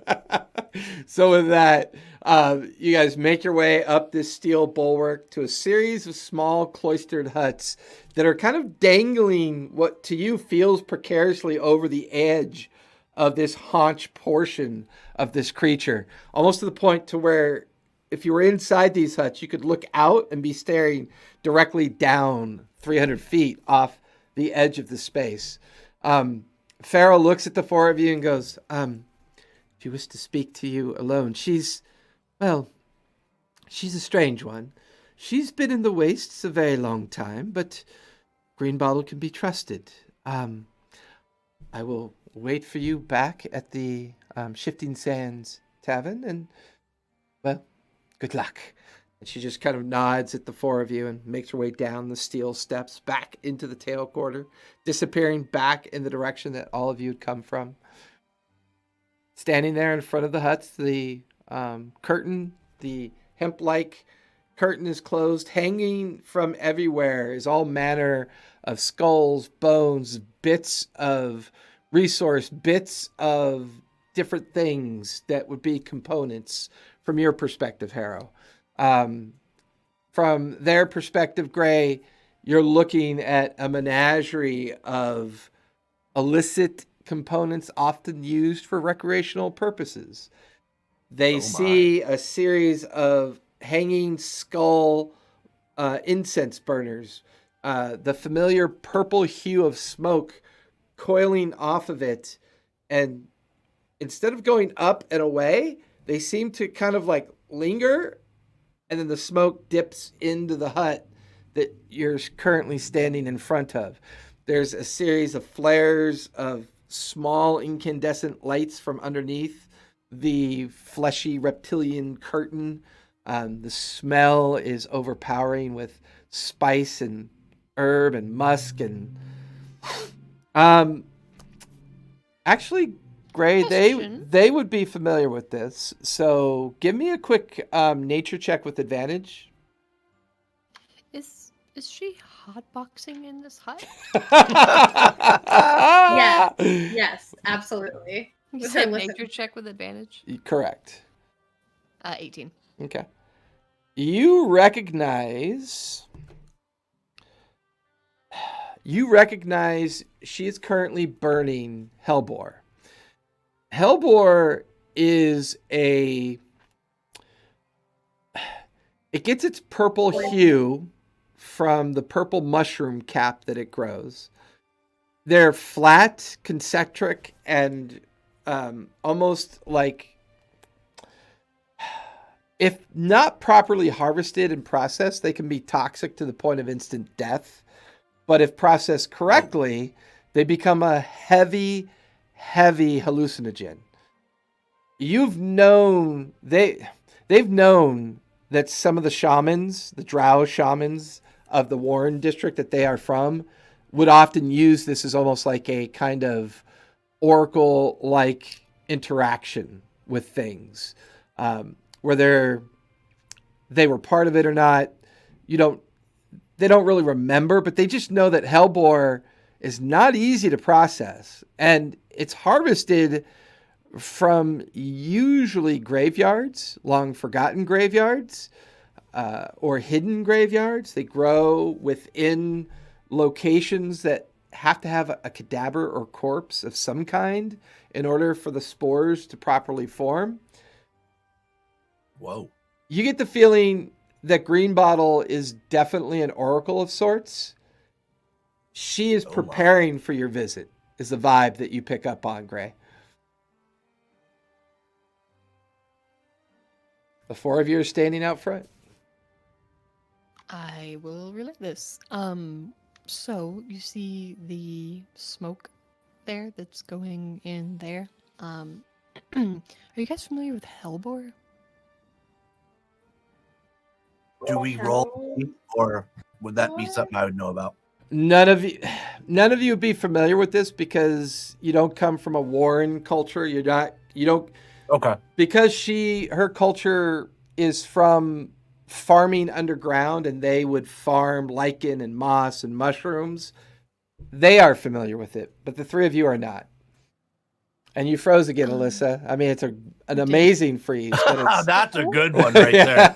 Wait for this to come back. Oh, goodness. That's why I cannot wait to be back in the studio. I know. Oh, and there she go. Oh, there she go. Ba-da-da-ba-da-ba-ba-da. Whoa, whoa, whoa, there she goes. Here she comes. She's a spider eater. I am so sorry. Okay. Okay, so I see that there's a blank looks and no recognition. Okay. So it's a it's a mushroom, and I feel like I'm gonna get some dirty looks when I say this. If the man hadn't turned invisible, I feel like somebody would give me some really dirty looks.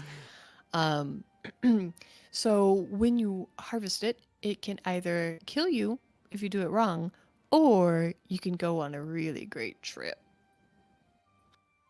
Oh, does it teleport you? You can travel?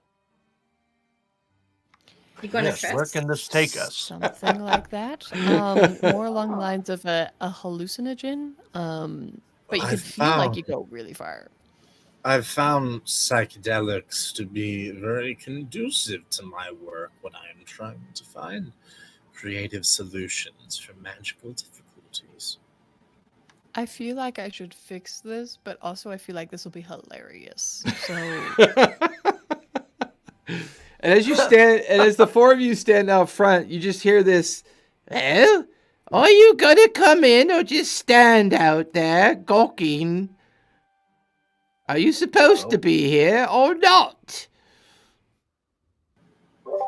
Pharaoh sent us. And then Dara's just gonna walk in. Okay, Dara dips inside.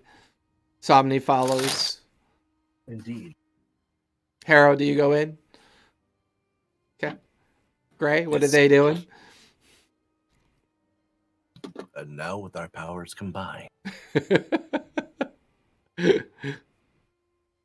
Is Gray suffering Are you an okay? 8.0? We can't see your hand. It just looks like your Yeah, dark shirt. I couldn't see. Dark. Yeah, I can't see your hand. Oh, now I can see your hand. Gray, yeah. But can she not see me? I guess maybe there's not a window. Is it okay for us to walk in there, or are we gonna like start tripping out with the? I already walked in, so Yeah, you're the only one standing out yeah. there, but I mean, Oh yeah, I know, but I'm still asking the question. yeah, they believe the would word know enough about it that it's probably designed to enhance the effect of whatever this creature is or whatever this halfling's capable of. You get the feeling that it's probably part real, and they even feel like a little bit charlatan kind of soothsaying at the same time, like most oracles are. A little bit of drama and a little bit of truth. I will try to like. It's a C word, a C word. Does anybody know what the C word is? C word. I feel like it's a son. I feel like maybe it's your dad. C word? C word? No? No? Okay. Gonna try to like cover my face as I go in there so that I don't. That was my get best taken Oracle back. impersonation, man. So I need everybody to make con saves, please. No, what if we just Right. refuse as a group? Then you're automatically affected. Ooh, Do well, I get that's advantage kinda because I'm so sucky. well prepared? I would actually harbor the fact that you get disadvantage because you're so obviously walking in to the eventual interaction with it. Excuse me, I said that I tried to cover. Okay. Did you say con? Yeah, you can have Of course you advantage, Gray, because you do have knowledge of it, and you know that putting your tunic up would probably at least disperse some of the effect. DM. That's 0. That's a What? 16 for me. Okay, No, it's not. Yeah, it's a 13. 16. 13 for Dara and Gray. What did they get? With advantage. Oh, that's right. I got. 11. Hey, anybody next to me gets a +5. That's true. So, Then I get 5. yeah. Yeah. That's an Anybody next to 18 me? with Somni's extra 5. Yeah. Yep. I So do believe, though, that on a save, as opposed to a skill check, on that one would still be a failure regardless. The statue got me high. so Then as a 13. what'd you get, Gray? What'd they get? So I'm not in Somni's aura. So when I walked in with advantage, I got an 11. What? Okay. All Hit right. it. The four of you enter into this space and are immediately hit with the sensation of warmth and cold at the same time. Oh, boo. There's no obvious places to sit. There's just a very elderly, bent over halfling figure kind of looking through a series of glass globes that she has hanging in different perspectives. The purple like haze has completely filled this room. The sensation of feeling I knew that was coming. The sensation of feeling a euphoric sense and the temperate changes in the climate put all of you at ease, with the exception of Harrow. Harrow, you immediately feel claustrophobic. Your drunken and now hallucinogenic state combining with each other. You watch as the other three just kind of shimmer and melt into puddles of green and pink hues dropping around you. The halfling turns to look, and you can see that her one mechanical eye makes a weird kind of whirring and clicking sound as it focuses in on you. The other eye appears to be normal from a matter perspective. It's small and almost a pinprick in sight as it opens the eyelid to look at you. Its jaw distending out and back in. Her familiar but older looking dreadlocks, as they are pure white because she's clearly much older, It would seem that this particular tribe of halflings prefer to wear their hair in a dreadlock fashion, which kind of makes sense. She just looks at you and goes, "Well, I've never seen one take to the purple smoke like you do. Are He is a you... prince. Is there something wrong with you? Are you broken?" And her finger comes out, and the elongated finger stretches like 2 feet out, and the tip of it touches your forehead. There's like a bead of sweat that curls out and coalesces back in. Give me another con save, please. With disadvantage. Tank. 2 12s. I rolled 12 twice. So 17. Did you add, that's with the +5 or without the +5? Yeah. With Okay. 17. Yeah. After she touches you, you feel the temperature of the place kind of change. Your vision kind of coalesces, and everybody just kind of comes back into existence around you. There. Is that better? Can you see now?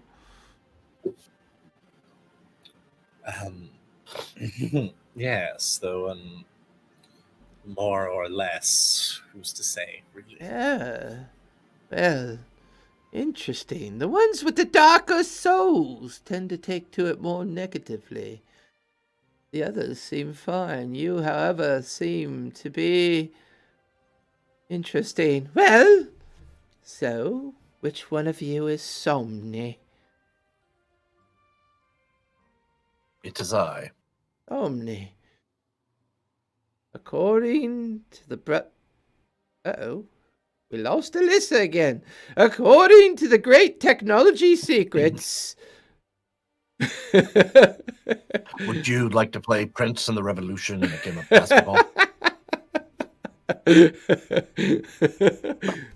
Blouses versus no shirts.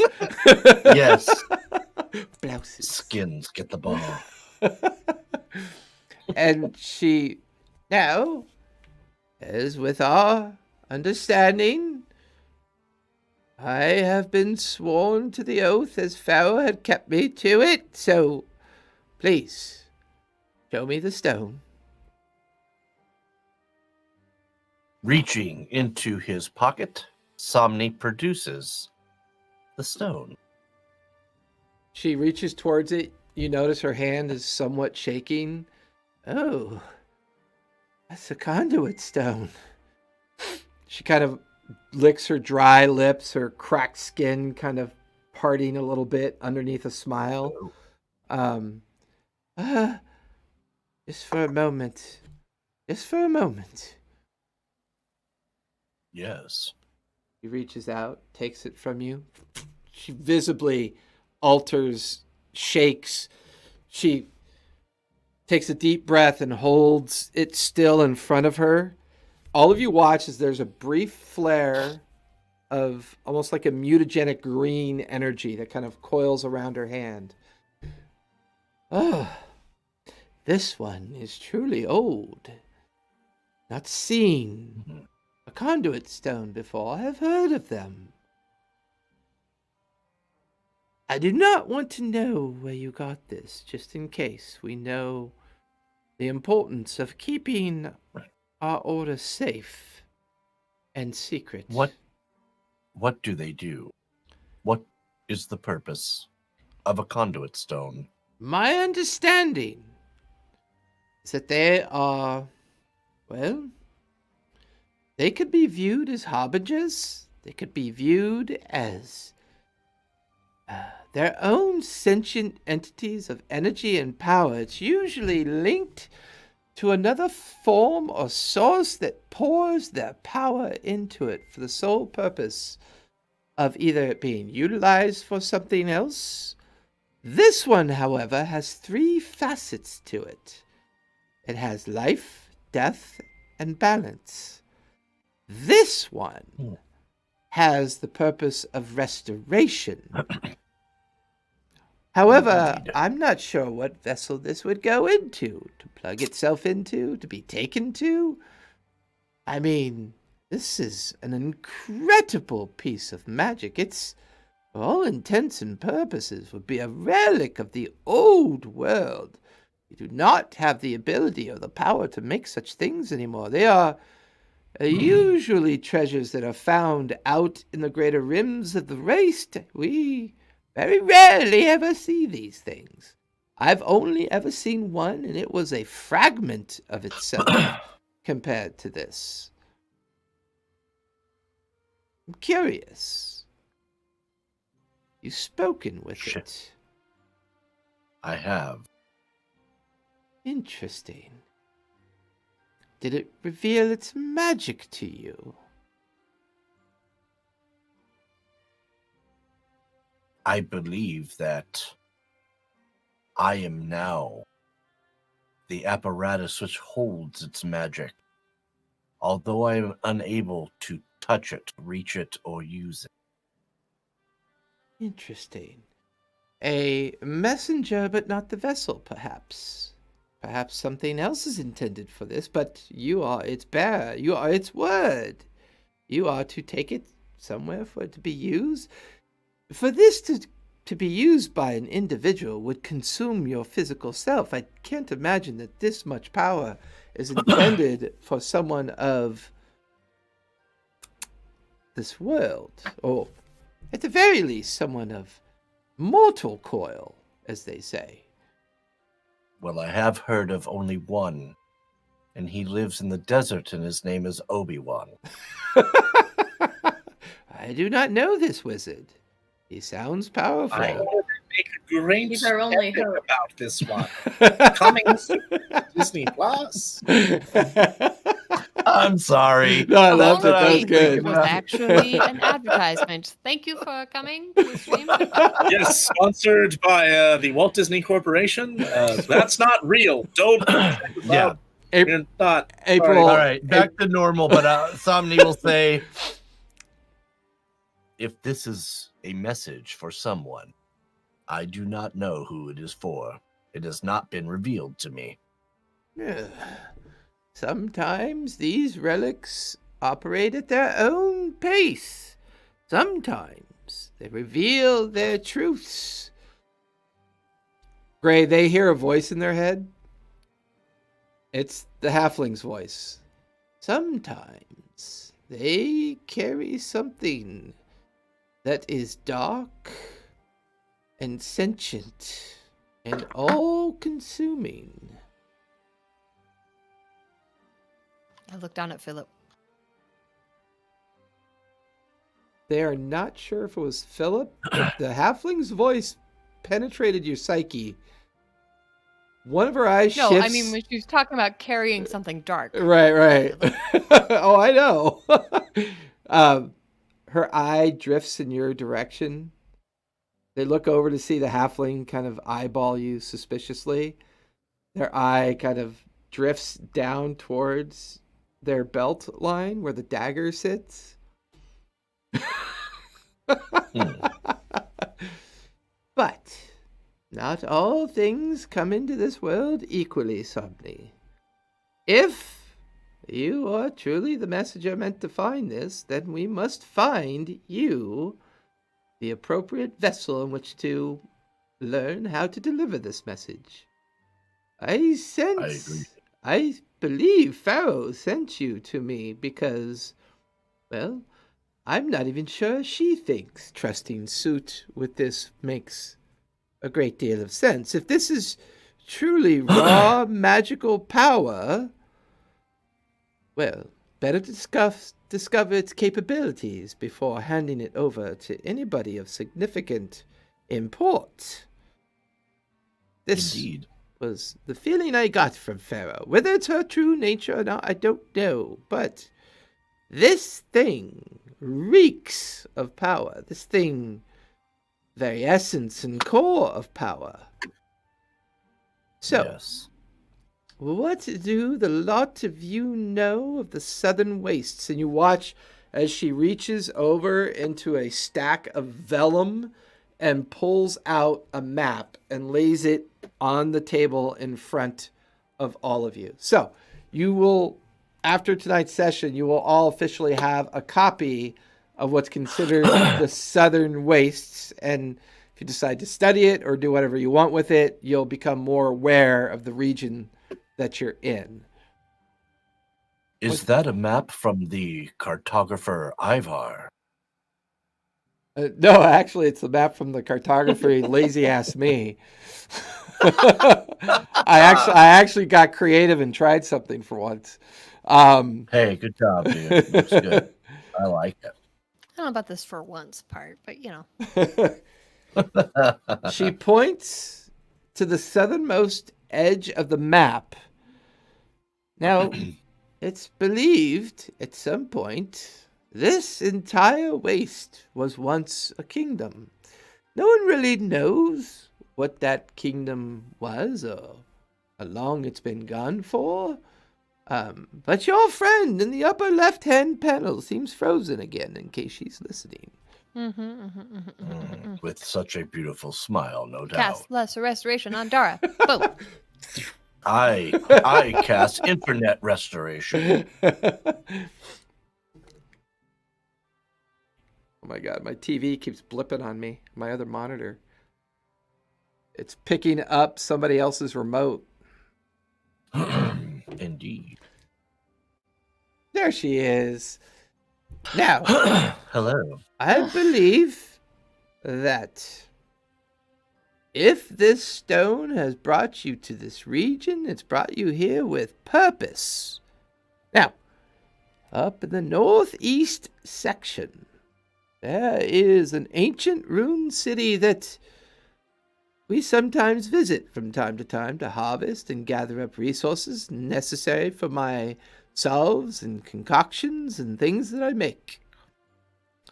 That could possibly be a good point of interest for you to look into. However, in the deepest edge of the south, near the Great Void, it is said that this space was created when a star fell into the lands. It's believed that it was part of the calamity that destroyed the very kingdom that was once here. Those are speculation, as most of the individuals or creatures of that time have been gone for some time. However, I also feel that the worm wastes could possibly be a good site as well. It's believed that the remains of an old temple are in that area. Personally, I won't go near those fucking things, but if you gather your courage and feel that it's worth the trip, another location. Now, one other spot in the far southwest region, right above the Salt Waste Cliffs, there is a submerged pyramid in the deep cliffside face. Now, this could be another location. Something has brought you here for a purpose, and I feel that hopefully this map will help you, guide you in the directions that you feel will aid you.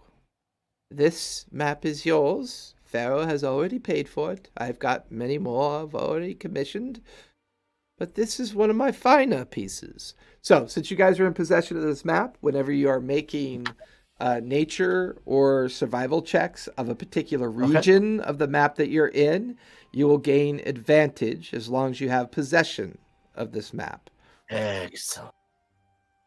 Now, I'm not sure which point matters to you, as the Great Beast has turned north and we are heading for the Raptor Highlands to do our harvest. It is what keeps this community together and in the wealth of coin, and sustains our need for water and food throughout the year, especially during the time of the heat, where we go to the deep south wastes and, well, we ride out the heat before we do it all over again. I believe it's called the grind. Anyways, I think that I can help you with this. I cannot give you specific directions where to go, but I do have some items that perhaps I can send your way to aid you if you decide to go on your own. I would recommend seeing the Game Master before you do leave. I think he can help you with this. Perhaps acquiring mounts that can successfully allow you to traverse the wastes in a safe manner would be one possible route to take. I don't know Pharaoh's opinion in this. She may have one, she may not. I don't know. But Somni, you and your friends have been drawn here for a reason. It must be sought out. It must be discovered. This is powerful, powerful magics. Harold, give me an Arcana check really quick. That would be a 23. Looking around this shaman-like hut, you get the feeling that she is both alchemist and wizard. There's something about her that strikes you as strange. She seems to emanate or draw her power from these glass-like globules that are hanging from the ceiling. Whenever she manipulates space or uses thaumaturgy or tries to emphasize something, it's almost as if she's drawing her power from a source as opposed to it being naturally within her. You get the feeling that somehow she's mastered something that you recognize as arcanic infusions. The ability to store magics into physical things and then pull those magics out when needed. She no longer would appear to require a spell book, for she has no talisman or spell book hanging from her belt. She is manipulating magic in a way that you've not seen before, and this balance of items and magic definitely intrigues you. So, Somni, you look a bit peaked. Are you feeling okay? I am well. I'm going to see if I can't. Somebody's going to try and think to the stone. Come back to me. Okay. You establish that familiar telepathic energy. She's no longer holding the stone. You feel something kind of rest inside your tunic pocket. Yeah. Ah, Indeed. interesting. You have attuned to it without even truly knowing what it is. What kind of magic did it reveal to you? I believe only both light and dark, and everything in between. It clearly revealed the magic and the ability to traverse to this location, did it not? Upon a single thought of wanting myself and my compatriots to be safe. Ah, interesting. I suspect it'll reveal more as you interact with it more often. I would give you a bit of warning, though. Sometimes relics of these react very uniquely when in dangerous situations, because if they are sentient, they have a sense of self and a sense of protection and a sense of protecting themselves as well. If this relic is a sentient fragment of something else, it may reveal itself to you. But whatever it's a fragment of, it maintains the memories of that fragment. So, be cautious and be careful. With that, I will give you these. Pharaoh's already paid for them. There's no need for coin. She hands over to you a small reptilian skin satchel containing 6 superior cure ointments. Excellent. And they're I'll take them basically, all. they're basically modified bandages with like a greasy like oil attached to them. She goes, all you need to do is apply them to the wound and it will instantly heal you. So you use the same number of dice as superior healing. Roger that. My Got it. goodness. Some of us could heal that much. Some of us, Now, do you have any questions for me before I send you on your way? I have Must none. we be leaving so soon? Well, I've answered Pharaoh's questions and given you the map and given you your guidance. You don't have to leave, I guess. I'm sorry. What is your name and why do you wear a mask? Are you horribly disfigured? Are you missing an eye? We have tinkers here that can replace your eye for you if it's missing. Missing a great deal more than that, I'm afraid. Oh, Can't be done anything for yes, it. we don't make souls. I'm sorry to hear that. Quite the opposite. In any case, I suppose I was more interested in keeping shop, as it were. I've never seen craft such as yours, but I sense the arcanic energies flowing through these items. If there is, You mean my infusions? Yes, the arcane magics are very destabilized and can be very dangerous sometimes to use directly. I prefer to bottle the arcane magic in these globes and then draw from them when I need them. Hmm, how might one learn such power? Is it entirely dependent upon years of training? Oh, many decades. You'd be apprenticeship to a master. You would have to note and journal all of the trainings, and you would have to practice the art for many years, I'm afraid. Yes, well, perhaps after my formal retirement from running around the wastes like an imbecile. Yes, usually you end up out the ass end of a raptor. That's usually how one retires. Hmm. Yes, seemingly so. Um, I suppose if there's nothing to be gleaned, then I have no further questions. Though I do thank you for your hospitality, of course. Oh, of course, of course. Please come back and see me if you need anything else. And one by one, you guys begin to leave the shaman hut. Um, Gray, they feel a small hand grab their wrist. Dear, Is it Philip? would you mind staying behind for a moment so that we could speak? I don't feel like I have much of a choice, but sure. Oh, you have a choice. You can walk out that door now, or I can tell you what that dagger does. I feel confident that I could figure it out on my own, but I would love to know what you think. Oh? I can smell its curse on it.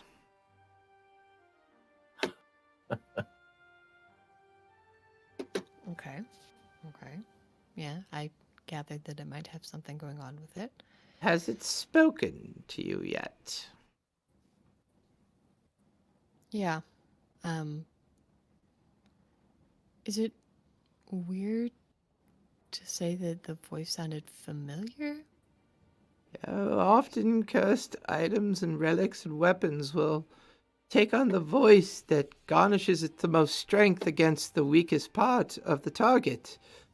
It is not weird at all. It's very likely using your memories of something in your past to latch itself onto you. Yes, I will admit that I was looking around at ways to remove curses. You're actually out. You're Hello, outside. Pharaoh, who's outside of the. Oh, sorry. I lost track of the fact that we had been separated.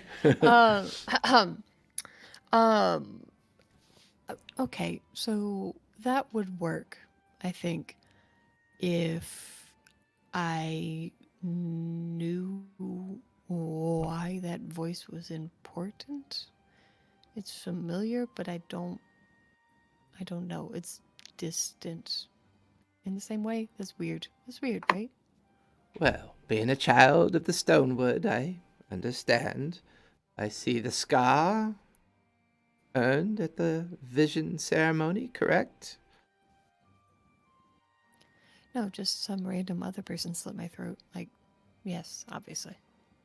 Well, maybe not always obviously to everybody else, but I have seen many of your sisters and brothers before. Some have come to me to have the scars removed. They don't like to often be recognized for what their intended purpose is. I think this item that you bear at your waist is attaching itself to one of your memories. And it's using that memory. Great.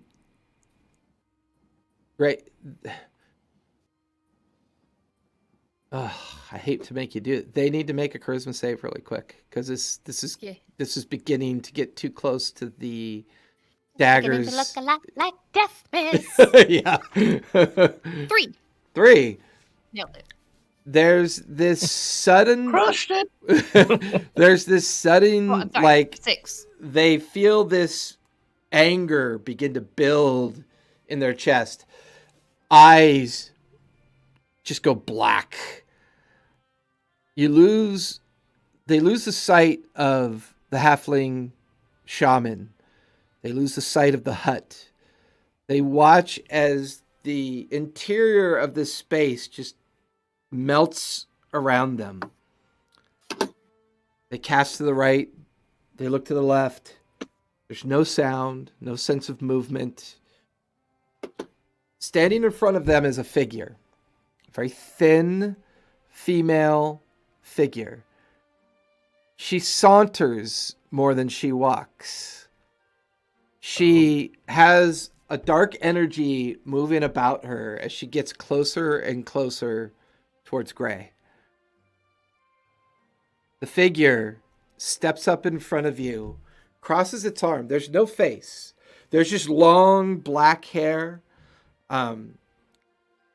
Simple reptilian leathered treated armor, a belt around her waist, a familiar looking satchel at her waist as well, as they look at their own to see a matching satchel with the remains of Philip in front of it. You're beginning to feel like you're looking at a juxtaposed vision of yourself, but it's altered, distorted. The hands are crisscrossed in front of you. Well, I leave you alone for a minute, and you go and speak to charlatans like this.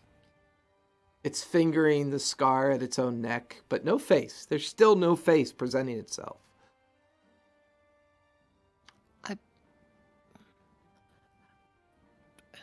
I don't know. I didn't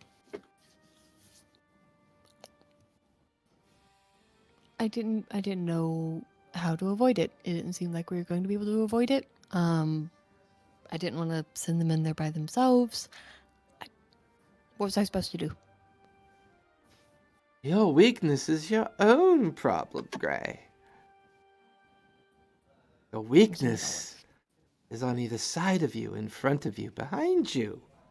You don't need all these people helping you. No, I know that I don't need them, but they need me. Do they? They mock you. They make fun of you. Almost as if your innocence is but a toy for them to poke at with sticks. The anger beginning to build up, the hand they don't even realize their hand is now resting firmly on the handle of the dagger. Yeah, but they have things that they need to get done, and they care about those things.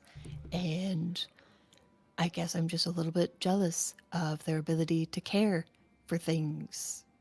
So I'm just attaching myself to that, I guess.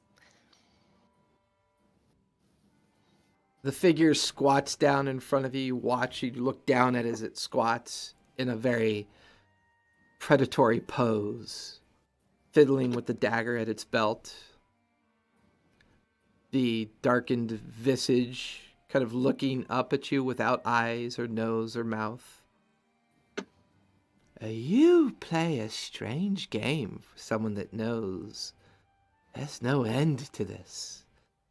Once you've drank as many souls that I have, there is nothing that stop you. Once you get started, you know this is true. There's something very special about us, Gray. Something very special. If you but take me and commit to what I am, I will show you things unlike you've ever seen. They will be power. The visage begins to rise in front of you, the long, scraggly hair parting and flailing around you. The demon-like visage, just its mouth opens, drives in at you. And the next thing you know, you're on the ground, the halfling looking down at you, and they are looking up at her. The smells waft back into the hut, the purple haze-like smoke dissipating. Yeah. Are you okay? Are you all right?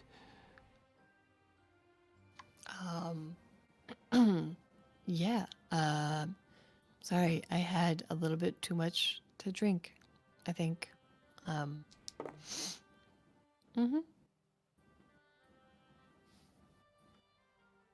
Well, think on what I've told you, dear.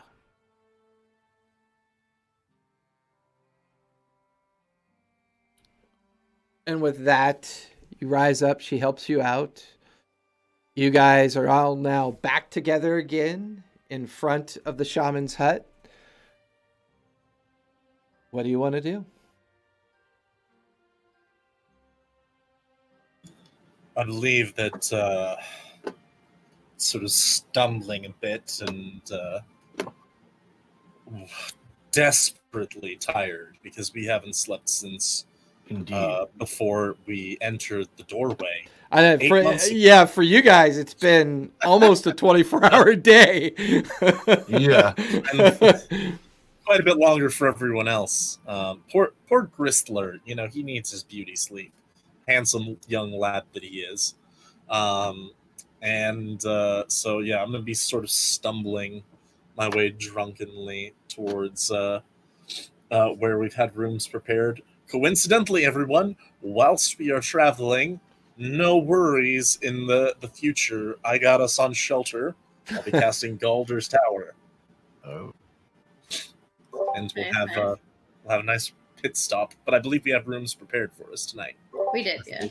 Cozy halfling rooms. Although I could make my own tower to just sleep in by myself. Somni is going to meditate and try to communicate with the stone and try to learn and see if there are any extras he might gain from having its knowledge in its dome.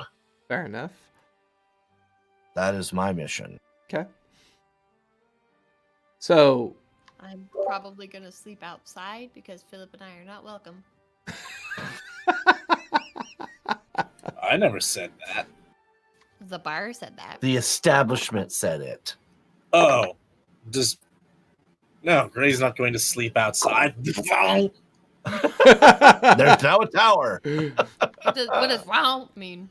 For the next 20, I find an empty spot on this brachiosaur. What does wrong because it's mean? the size Name of is the town.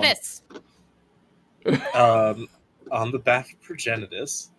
And I will find a good open spot, and then I will make a stone 2-story tower that on one level has, let me see, on one level has a washroom with toilets, wash tub, a magical brazier, and sauna benches.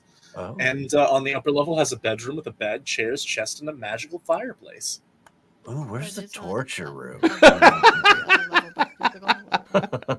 Sorry, did you want a wolf, you said? Nope. I was making a dumb joke. Carry on. Okay.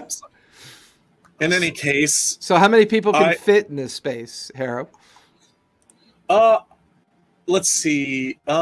Each Each level of the tower is 10 feet tall and has an area of up to 100 square feet. So the four of you could access- easily, comfortably fit in here. Also, if you want to, Harrow, if you take the time to study this spell more, you can configure it and flavor it as you gain in levels as well. Yeah, cool. The customization I have at current is I have a list of about 7 different types of room. If I cast at higher levels, it gains additional stories that have the ladder between them. And I can choose a stone, wood, or similar sturdy materials. So give me perception check. Let's find you a safe place to cast this thing. Drunk as I am, I roll great and get a 19. Except Wow. because you are drunk, that would be disadvantage. 13. You find an area of the central quarter that is clearly being used to stack bundles and to stack up goods that are either intended for future sale. But being on the back of this massive beast, there's no need for any kind of cover or building for it. You find a nice little niche behind all this is a good place to anchor the ability of the spell. Setting it in this place seems to make sense. You bring it into existence. What was that noise again? That casting? Yeah. Meow. Now, is it a door, or how would you describe the entrance? I would say it's like it's got like kind of a wheel turn thing on the front to move the stone doorway. Just heavy and inconvenient enough that, you know, someone of below average strength like Harrow kind of has a hard time with it. Because if somebody assaults it, you want them struggling. Heavy and inconvenient like Harrow's mind. Exactly. So the four of you watch as this doorway comes into perspective, floating a few feet above the ground, coalescing energy behind it. Harrow reaches up to the door, pulls a lever over to the left, and this door just... It's nice inside. Just peering inside of it. One by one, you each step into this space, realizing that growing in power has its benefits. The idea that this group is getting to know each other better, although there are some interesting secrets yet to be shared, as you guys enjoy a very long rest in a very magical space.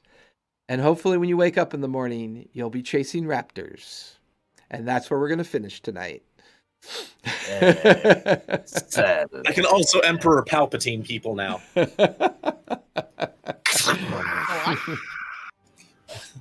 And your friends are your mistake. Now,